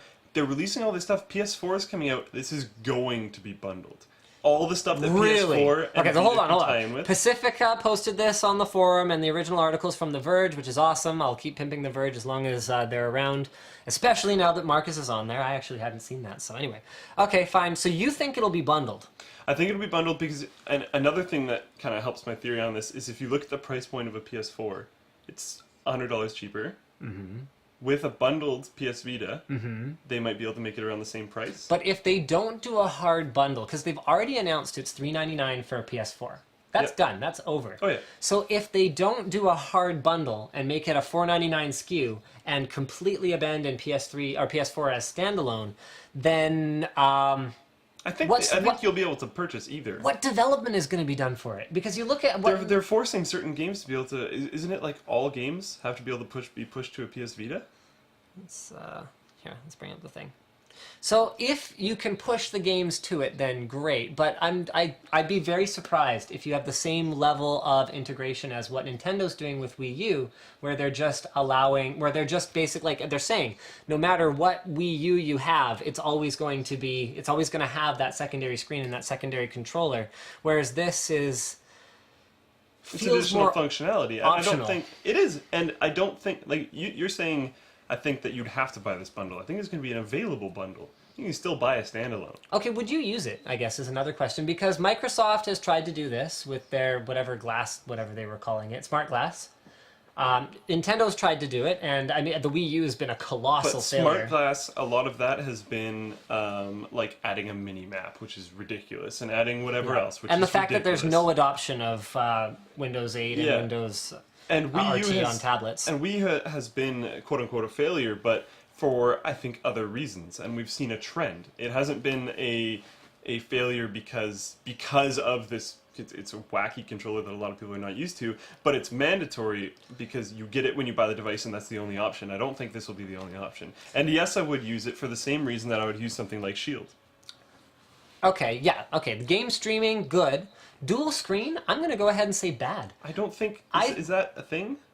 If, like, using it as, like, a mini-map or using it as whatever else. No cares about that at No all. cares about that at like all, okay. zero. Because that's, in my opinion, that's completely ridiculous. Unless you're wearing like head-mounted gear so it goes off an arm and sits right here, a mini-map is not going to be helpful. Or any kind of dual screen when Yeah, you're looking like- at something. I mean, anything where you're focusing on something that's on a different plane in order to look between them, there is a delay. Like if you guys do that, if you play the my hands are close to my face or far away from my face game, you can actually calculate, much like your camera's autofocus, how long it takes to focus on something that's close or far away from you. So I Yeah. think something like that will make no sense. However, if it's a controller and PS4 can stream to it, then I guess it's moderately interesting, but I mean, Shield's already here doing it better. I don't think it's that big of a deal, but I understand why it came to be. Because when I first started looking at this, I was like, why does this exist at all? Right. Like, what? But now I think I understand if that's the angle they're going with it. So we've got another article here, speaking of changes to the gaming industry. This was posted by Top War Gamer, and it's a Kotaku article predicting just doom and gloom for the gaming industry at least from a hardware sales perspective. So it graphs, particularly Sony and Nintendo, it graphs Sony portable sales, Nintendo portable sales, Sony consoles, and Nintendo consoles. And there's this horrible, like, devastating looking graph of the total units sold, and it goes back all the way to 2007, Q1 2007, all the way to Q2 2013. I think this is probably one of the most, I think this is probably one of the most deceptive Yeah. articles that I've ever read, because the article even acknowledges it. It's like sales tend to be bigger at this times of year, and there might be some new consoles, but the author is not too hopeful PS4 and Xbox One will do better than refreshes like Wii U, 3DS, 3DS XL, and Vita. I think he's totally wrong about that, personally. Totally Like 100% completely off the wall. as Correct. wrong as wrong can be. Yeah. Xbox One, PS4, whichever one ends up winning this generation of console war, and I'm going to go out on a limb, I'm going to call Xbox One here. I think they'll win. We had a discussion about this the other day. I think Xbox One will win, but not by the margin that Xbox One, oh my goodness, WON, against, against PS3. because Xbox 360 won against PS3. Yeah, because I think PS4 has a lot more hype and will close the gap up. So it might be a quote unquote win. Mm-hmm. But in my opinion, the battle was not lost. Will not be lost, I guess. The fight hasn't even started yet. But yeah, I guess we'll see. All right, so speaking of things that run games, we're actually, guys, hit us for a Twitter Blitz. We're going to do a Twitter Blitz just with normal Twitter questions. Anything goes for this one. But let's move into our next topic here. So Brown Ninja 97 says AMD Volcanic Islands GPUs are going to be going through a name change. They are going to be the R200 series. The original article was posted on Tom's Hardware, and quite frankly, I've seen a lot of freaking confusing product names. I have never seen anything this bad. So, Radeon HD 7000 is what we're working on now. And AMD, or not what we're working on, what we have now. And AMD has unabashedly mixed things up in the past. We went from the dual GPU card, okay? Went from 3870X2 to 4870X2 to 5970, I believe, to 6990 to 7990 or something stupid like that. Like, I can't even remember which ones changed in when. Why? Why are you doing this? Anyway, so now they're simplifying it further. So it's going to be AMD Radeon R9 and then 3 digits. Why? Why even have the R9? The R9 literally, like, I understand where they're coming from. It was supposed to be an oversimplification, so it's but like, it was way too far oversimplified to the point where it's just 100% redundant. R9 will be high end, R8 will be mid range, R7 sorry, mid to high end. So the numbers will go down much like the way that their APU naming schemes go. But then, like, why not use something similar to what the APUs are using, where you have the A10, 4 digits, and suffix? So no, instead, they've gone with the R whatever, and then 3 digits, and no suffix, and another problem with this is it really doesn't leave much room to iterate. I mean, once you introduce the product line, what if you want to slot something in between, like what they've done with the 7790, for example? Where having more digits, I guess, in spite of it being kind of confusing and meaning nothing to consumers, at least it gave you that flexibility. I mean, this to me is as bad or worse than Intel's Star Concept. You remember Star Concept? Star Concept. Yeah, it just I recognize if this. it performed better, it just had like more stars under it. Yeah. Where it's like, it's simplifying it to the point where it just doesn't mean it. Can we just go back to like gigahertz or something? Or like, I don't know. I mean, if you're going to have like a stupid naming scheme, you might as well just do it in 3D marks. This is the Radeon Vantage, whatever score it gets. Like, I don't know. That would have been funny. They could have, when I skimmed this article, wrote notes for it, and then went to go move on. Before I went and moved on, I was like, oh, wait, what? Because I didn't actually notice the R series thing. I just noticed the 3 numbers after it. Yeah. So my thing on the article was, oh yeah, they just took a leaf from NVIDIA's book and went to 3 digits. And then I was like, wait, why are those things there? What do those mean? Because at first I thought he was just like, yeah, this was the Radeon 9000 series, now it is this. And I was like, oh, those are in the same, what? Why? So, Like, I don't know. I mean, at the end of the day, the people who care are going to do the research and find out how they perform in the benchmarks in the games that they play, and they're going to buy whatever makes the most sense. But I would have really preferred to see something a little bit less confusing if they could have possibly done that. I just don't get it. Speaking of AMD, they've added Saints Row 4 to the Never Settle bundle. So it's in the gold tier. Go ahead and switch. So that was in a non-tech article over there.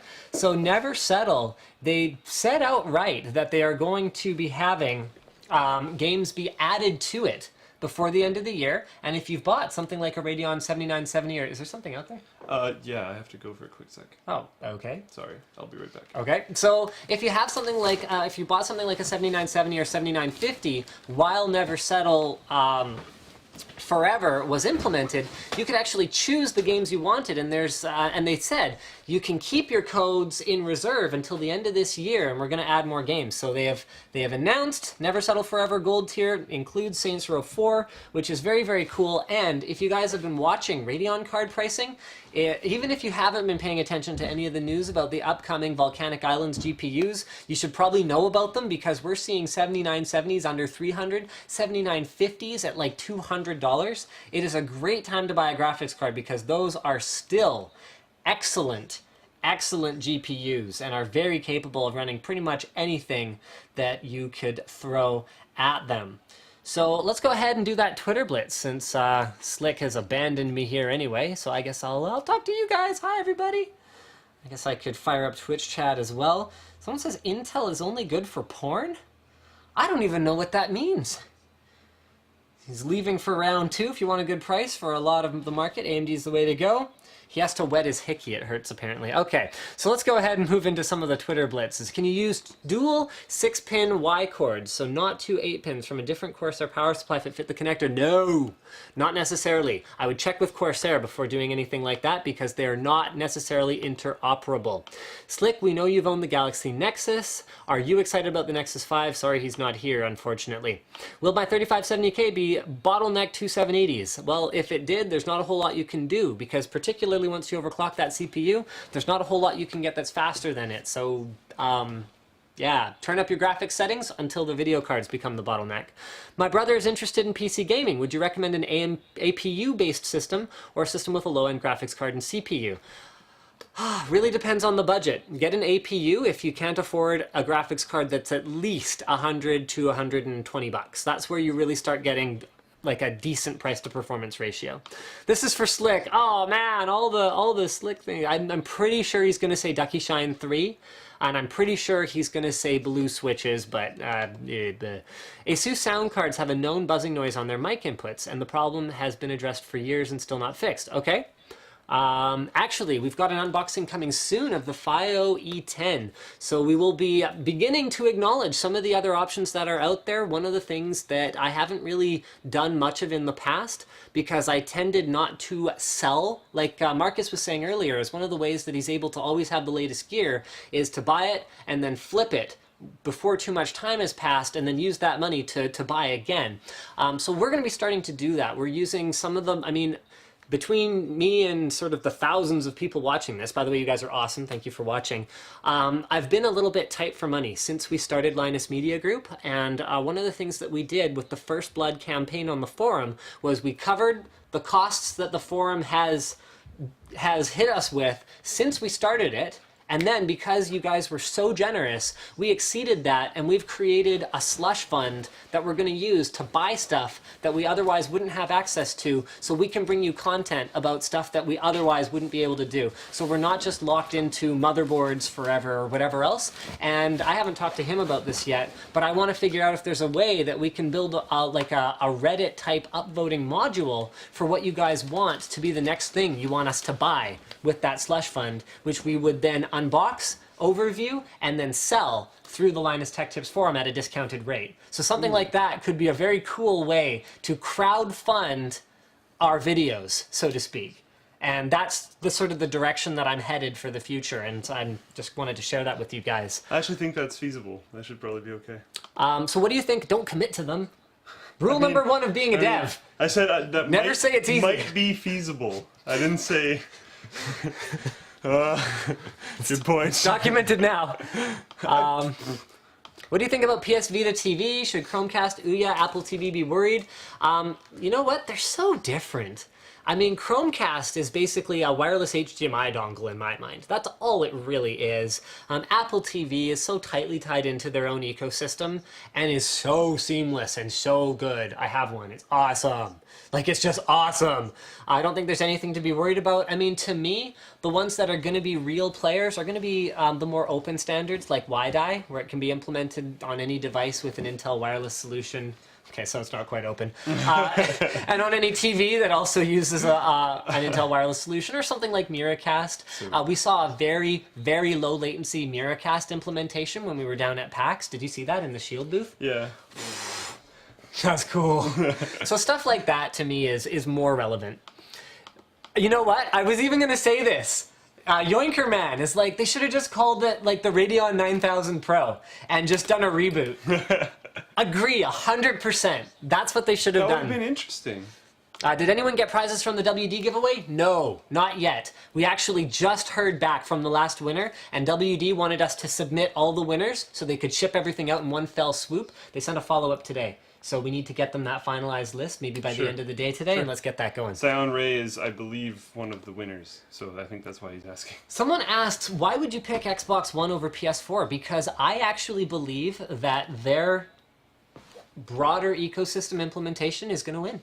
I think that TV is going to be a thing for a while still. I think he's picking them as the person who's probably going to sell more. I don't think... Yeah, I wouldn't buy either of them. No, So, yeah. So I don't think either of us are probably going to buy one. I won't buy one at least until they come up with the next iteration, like a Xbox Elite or a PS4 Slim or whatever they end up doing. That'll be the first time I even start maybe possibly looking at them. Same thing. Would you ever review this? Really depends. Depends on what the community wants to see us do.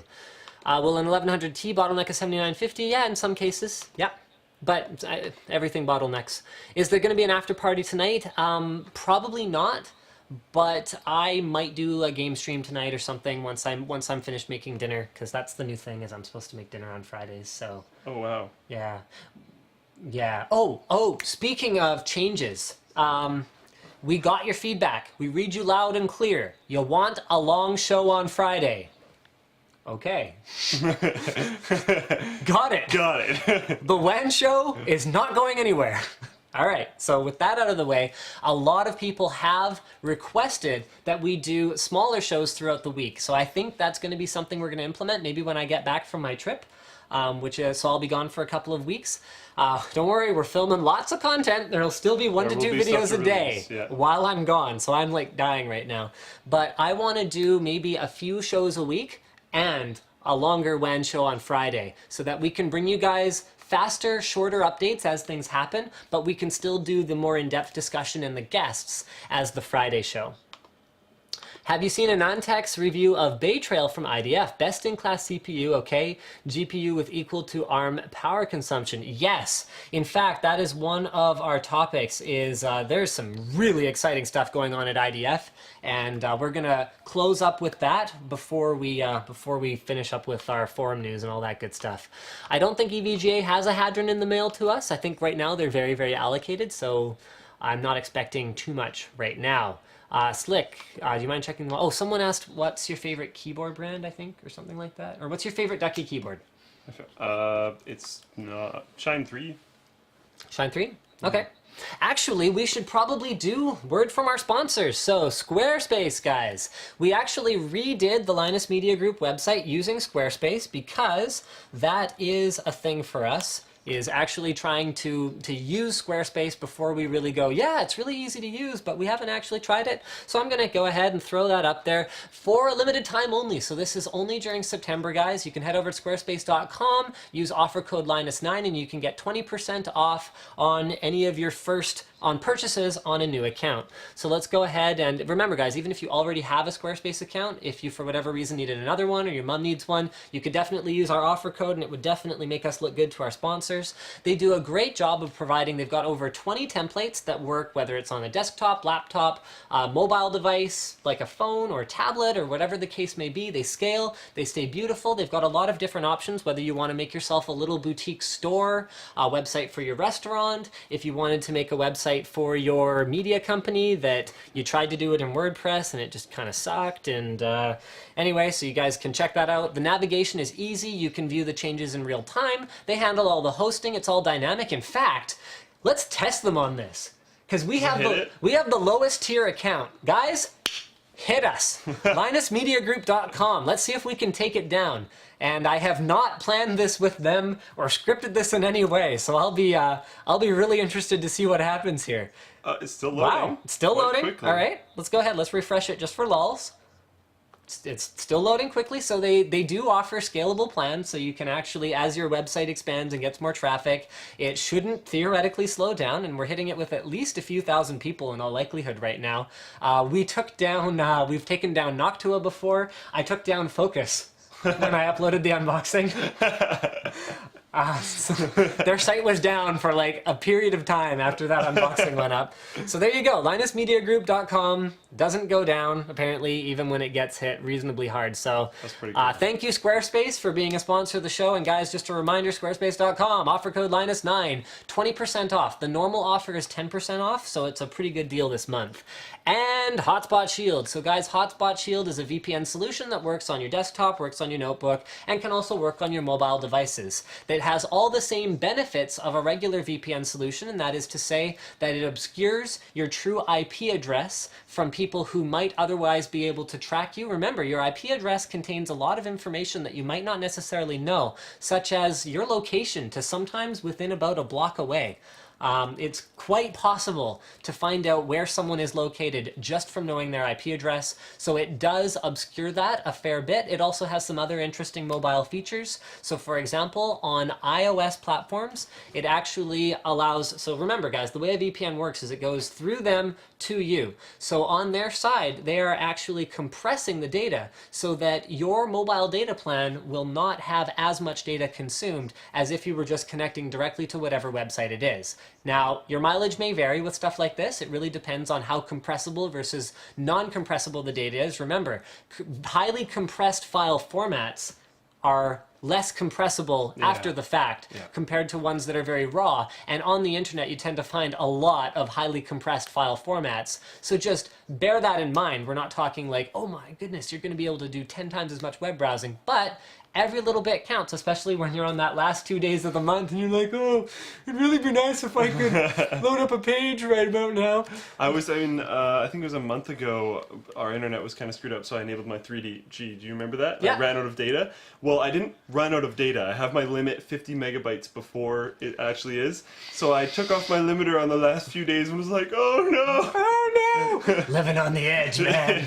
You're living on the edge. Pretty much. I was scared. So anyway, guys, head over to that bit.ly, so it's bit.ly/HSshare for up to 20% off if you use offer code Linus. So with that done now, let's head into our next topic. We have just hammered through these topics today.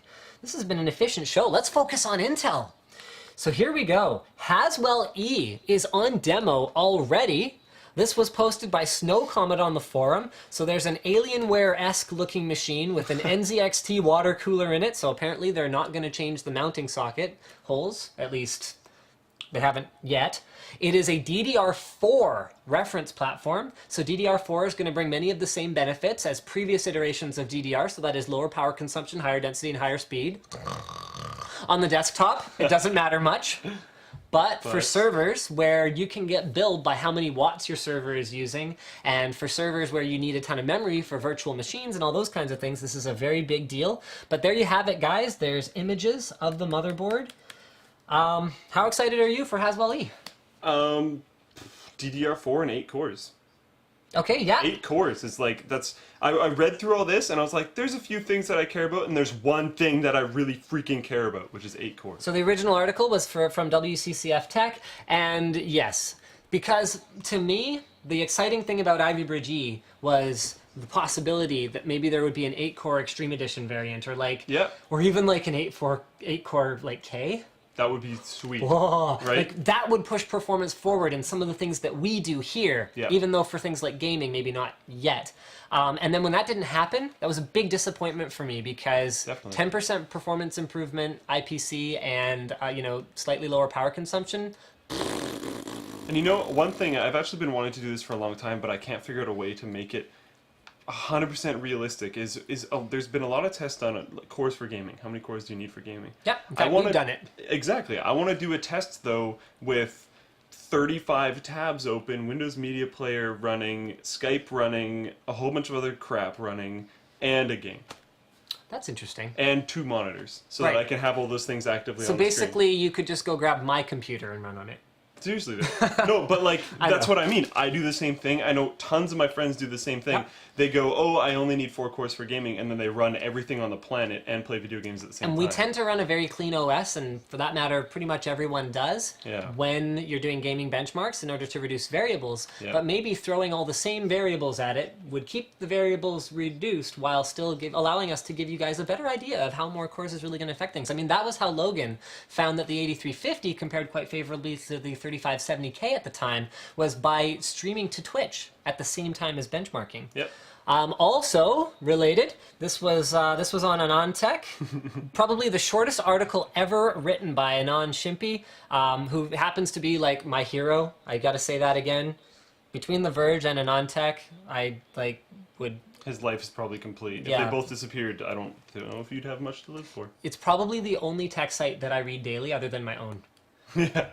AnonTech. Yeah. So anyway, I'll just read the whole article because ASUS CEO Jerry Shen just pre-announced the ASUS T100, a Baytrail 2-in-1 tablet that's dockable with up to 11 hours of battery life. Think Transformer goes Intel. I think we just saw the first Baytrail design win. So for those of you who aren't familiar, a design win refers to when a manufacturer takes a reference design or like reference platform and actually integrates it into a finished product. So NVIDIA has had 4 iterations of Tegra now, only one of which was really, really popular, and that was Tegra 2.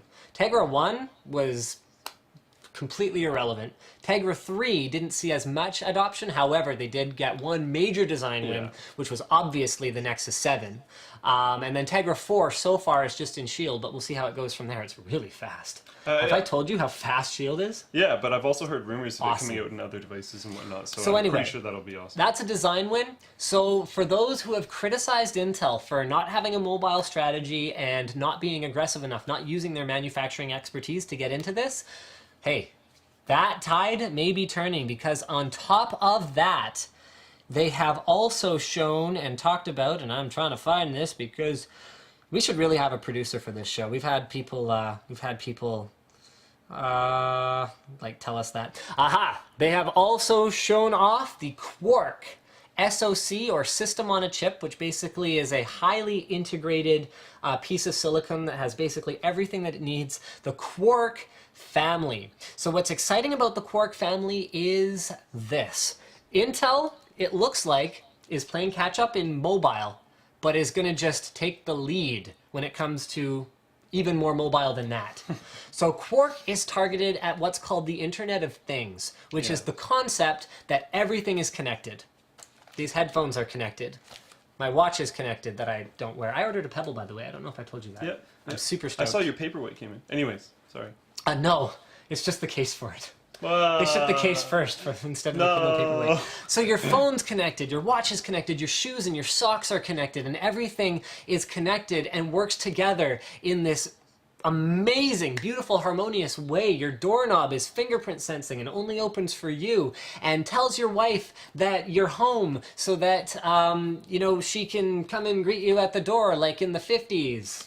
Or okay, so that's not progress, but the point is, the Internet of Things, Intel is super serial about the Internet of Things, and they are quoting anywhere from 1/5 to 1/10 the size of their existing low-end Atom Silvermont CPU cores. They're being pretty cagey about a lot of the other details, so they're not saying a whole lot, but they're saying open architecture, which, to be clear, still means x86, but there'll be hooks that something. So we're not talking licensable cores like what ARM's doing, which, I mean, that might be the advantage for ARM. Then again, Intel's so powerful, who knows? Anyway, open architecture, standard industry software support. So they are saying that it is. They've beat around the bush a little bit here as well. So x86 front end or x86 so maybe it's not going to be fully x86, because there's a lot of legacy junk that comes along with x86 that makes those processors not able, or at least in the past it wasn't able to happen, that makes it more difficult to scale them down to extremely low power devices. So maybe they're looking at like some kind of an x86 emulation and something that's simpler. Who knows? but that's extremely exciting. They showed off a bracelet Yeah. that was running. I was trying to think of what it was. I knew they. Yeah. That's why I want the details in this. See, when he creates the outlines, he doesn't put the same kind of details that I do. So sometimes we end up and we're like, oh yeah, well, that thing that I read like an hour ago, but I've been talking for an hour, so I have no idea what it is anymore. Yeah. I'm done, man. I'm done.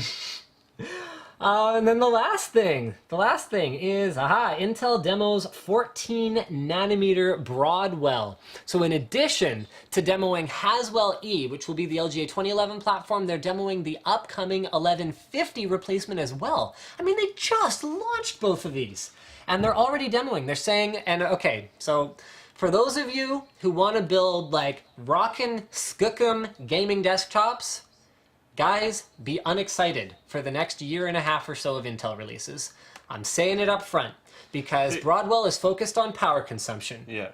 And like they even say like, oh yeah, it's lower power, lower whatever, at the same performance level. Yes. In the thing, it says the same performance level. Like it's not. Don't get too excited as a gamer. That's what Intel is targeting. Now, that's not to say that Broadwell won't bring performance improvements. In fact, the last few iterations of the TikTok strategy, we've seen that not every die shrink is a pure die shrink. Sandy Bridge to Ivy Bridge was just a die shrink, but we got about a 10% IPC improvement, which is about the same as we got from Ivy to Haswell. So instead of seeing no improvement and maybe like better overclocking or something, and then 20% improvement, we're just seeing 10% improvements at every step. So they may still improve performance, but what they're showing is they already have it working at the same performance level with 30% lower power consumption, which is, I guess, exciting if you're into power consumption. One thing people have to realize about that article at the same time is that's 30% lower power consumption of the SoC, not 30% lower power consumption of the unit. And when it's such a... Oh wait, no, the SoC, we're talking Quark. That was the size reductions of Quark. My bad. Yeah. There were... More size reductions. Yeah. They're showing off a 13.3-inch Haswell Ultrabook that idles at less than 5 watts.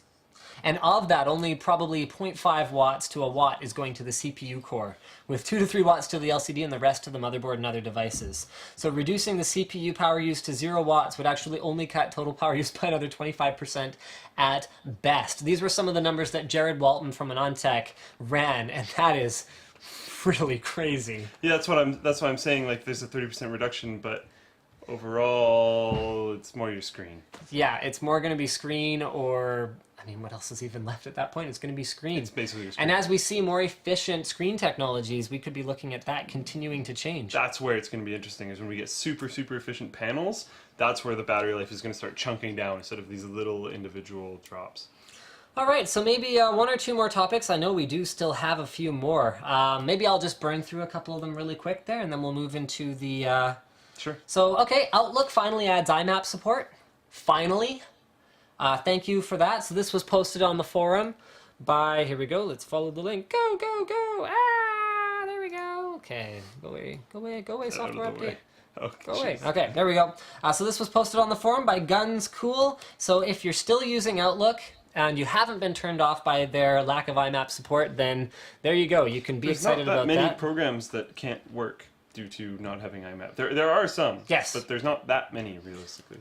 Joan Rowling to release an extension of the Harry Potter universe. So, I mean, whether you see this as a cash grab or whether you see this as just, you know, kind of wanting to go back into it, because it really is an amazing, amazing universe that she created. I guess it's not a universe, it's an alternate dimension.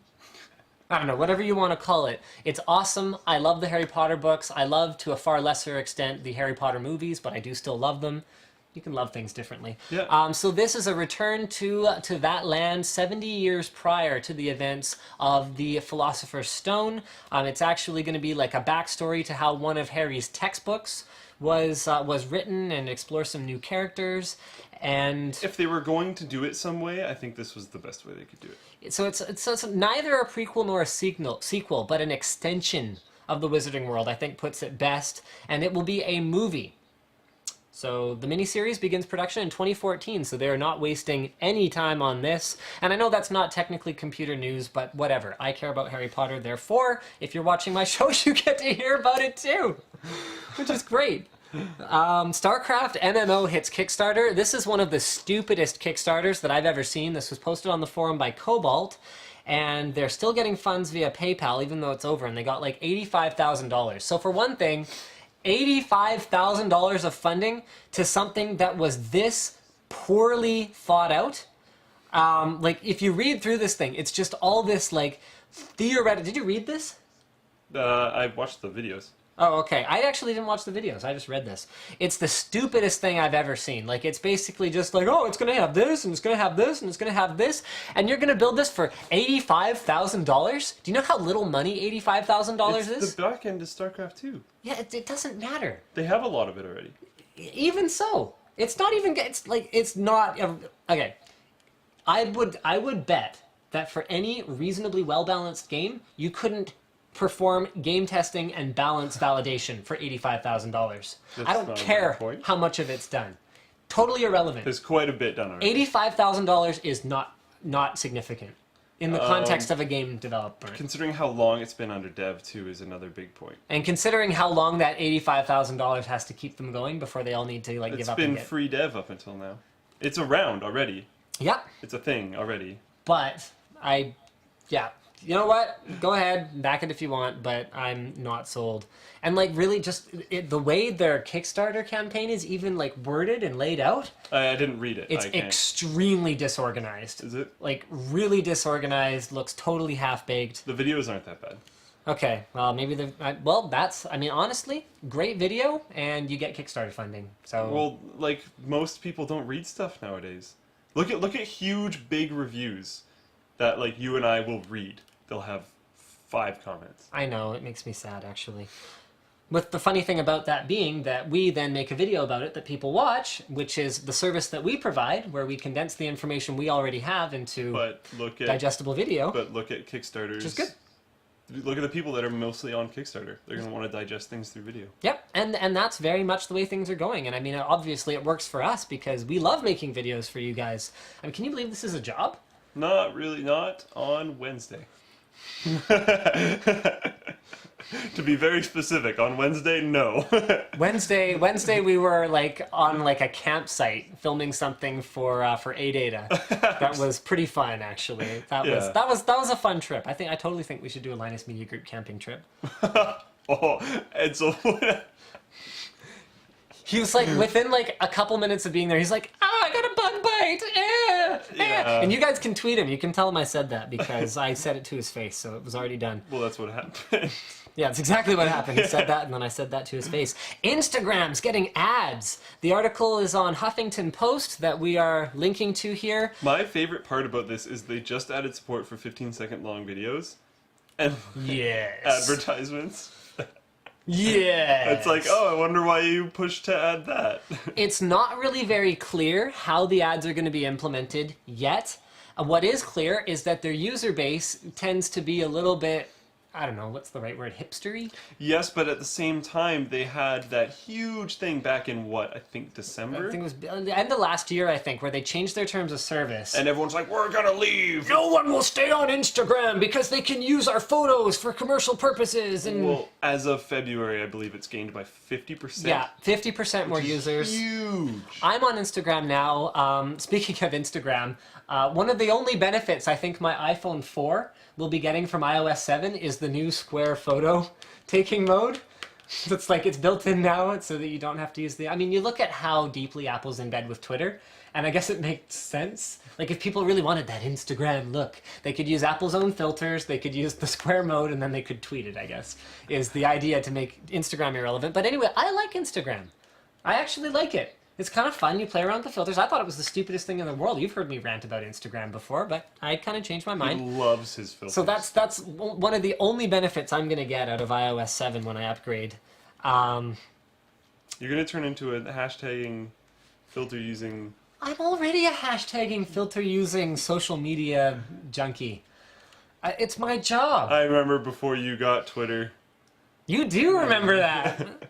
We made fun of all the people. Anyway, it's not really clear how the ads are going to be implemented, but I would be quite surprised. I mean, you look at how aggressively Facebook has added ads, and you know what? Yeah, Facebook isn't as hip or chic as it was at one point, but it's not like the users are off it.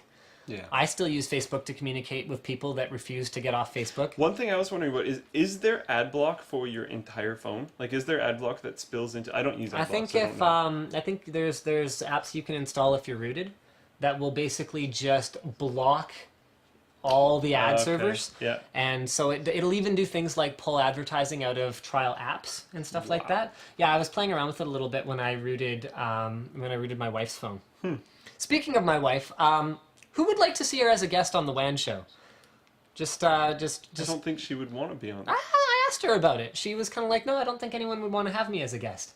Oh. And I was like, oh, well, I don't know. There's only one way to I think find you'll out. probably get overwhelming support for that. I think so too. I think, I mean, she might give too much sort of insight into me.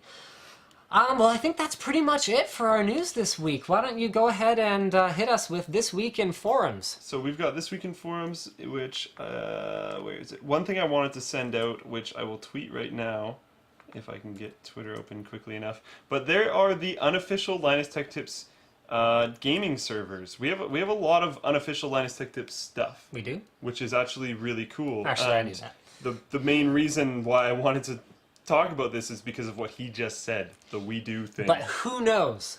Like, a lot of people don't know about this because the PC gaming forum is kind of tucked in at the bottom and doesn't get quite as much traffic as a lot of other forums. A lot to do with where its position is on the forum physically.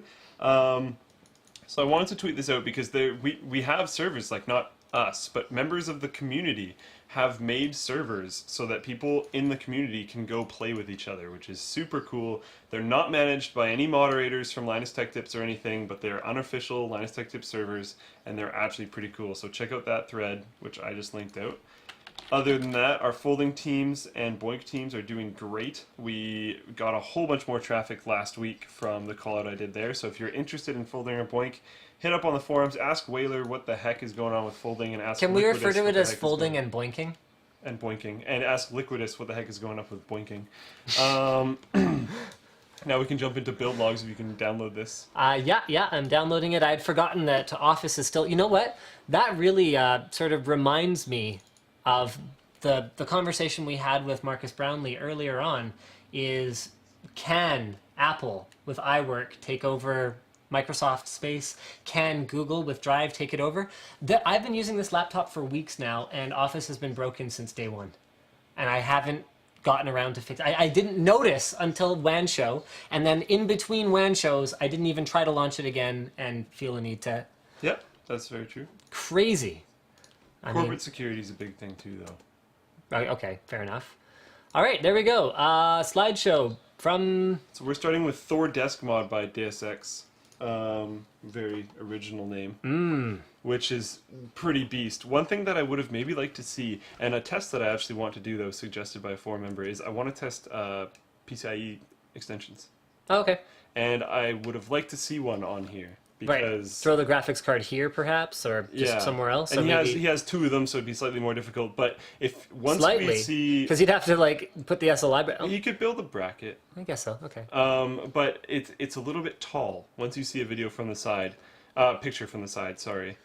There's more of a side one. There's more of a side one, but don't click yet. I just wanted to do some shots of the inside. He's got beautiful sleeving, beautiful multicolored That's sleeving. cool. I like that. Individual loops, which is great. Yep. So there you can see two different colors is achieved best by having two separate water cooling loops. Yep. It looks fantastic. Now if we go one more, that's what I'm talking about. It's quite thick. And when you're looking at desks, personally, desks are usually pretty thin because of how your arm position is. And where your legs are in proportionate to where your arms are. So there's actually quite a big differential there. So your arms would be kind of up, which you might not mind, but personally I would. So if I was personally building that computer, I would have tried to get an extension in there and make it more flat. Looks fantastic though. It looks great, and I really like how he actually made the desk himself. So Parvum Land by Pexon. So it's not, he doesn't have a ton of very good photos of it completed yet. So Bummer. he was at a LAN, and this is where his completed photo is from. He's coming back, so check out his thread because he will be updating it. But I really wanted to show this off because he got this case and then he did a bunch of custom things to it. And one of my favorite ones is this is the motherboard tray that he put LEDs on, so it will glow from behind. You know what? A-Bit did that with their original Fatality board back for LGA 775. And I thought it looked great. I wish more manufacturers had done it, but this is a great way to add it DIY. I really wanted to show that off, but make sure you check out Pexon's thread because he will be updating. That's why there's only 2 pictures from him, is because there's a lot of in-progress shots that don't necessarily look like the final thing, and then there's a couple shots of like the chick with the computer, but it's not very zoomed in on the computer. So wait till he updates with more actual finished ones that are focusing on the computer and not the girl. And then, yeah, I was going to say a big problem is that the Twitch chat's going crazy over not the computer, but the girl standing next to it. So, yeah, there you go. Well, there might be more pictures of the girl, so check out his thread anyways. All right, guys, so if you want to check out Build Logs of the Week, check out the Build Logs section of the forum. They're going to be pinned at the top. If you want to check out all of the topics we discussed this week, as well as the links to where you can find them in the Linus News and Ramblings section of the forum, I'm going to get that posted up as soon as I get a chance here. And as always, you can watch the archive of the WAN show on YouTube if you missed anything, or if you just want to watch the whole thing again because it's that riveting. Which, yep. I mean, that's great. Thank you very much for watching, and we'll see you guys again. I won't be here next week. Yeah. Actually. Ooh, big bomb.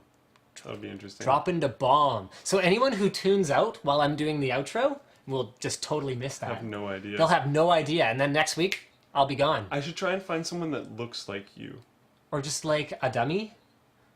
Not that a dummy, not that I look like a dummy. A cardboard cutout? Pun. We didn't have any EA news this week. That's a good thing. Yeah, usually. Yeah, sometimes it's good. Oh yeah, there's a new Humble Bundle. We didn't even talk about that. The Humble Bundle's epic too. Oh, I can't believe I didn't put this in the doc. I know. What's wrong with you? You even told me about it. Yeah, I know. Oh man. Yeah, I guess it's more important that you get it going. So get that up. Way to go. This thing's jackass. Sweet. And they haven't even announced the extra games. Every single time, it became kind of a thing because every single time they'd add like usually 2 games. So now they finally have more games coming soon. Because like before it was like, yeah, okay, there's more games coming. Trine 2, Mark of the Ninja, Eats Munchies Beta, Brutal Legend, Faster Than Light, and Fez. And for paying more than $4.60. Huge names. Fez, huge name. FTL, huge name. Like it's not like random things you haven't heard of. Fez, FTL, Mark of the Ninja, Trine, all of those are huge titles. Brutal Legend got some mixed reviews, but is a big game, and then yeah, Yahtzee didn't like it, which is basically all I need to know. Mind you, he doesn't like anything. I was just gonna say Yahtzee doesn't like anything. Whatever, man. If Valve would release Half-Life 2 Episode 3, I'm sure he would like it. Ooh, that would be a really interesting review. Yeah. Because he'd probably just rag on how long it took to come out. Yeah. Like the whole time. Which means it's a good game. But then at the end it would be like, but it's great. Yeah. Yeah, anyway. So yeah, Humble Indie Bundle. I forget what else was I gonna say.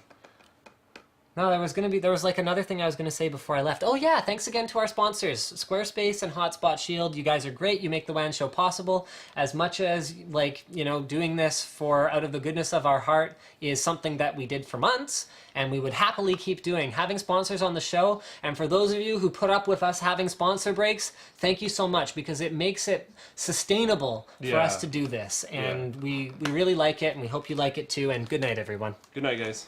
Thanks for watching.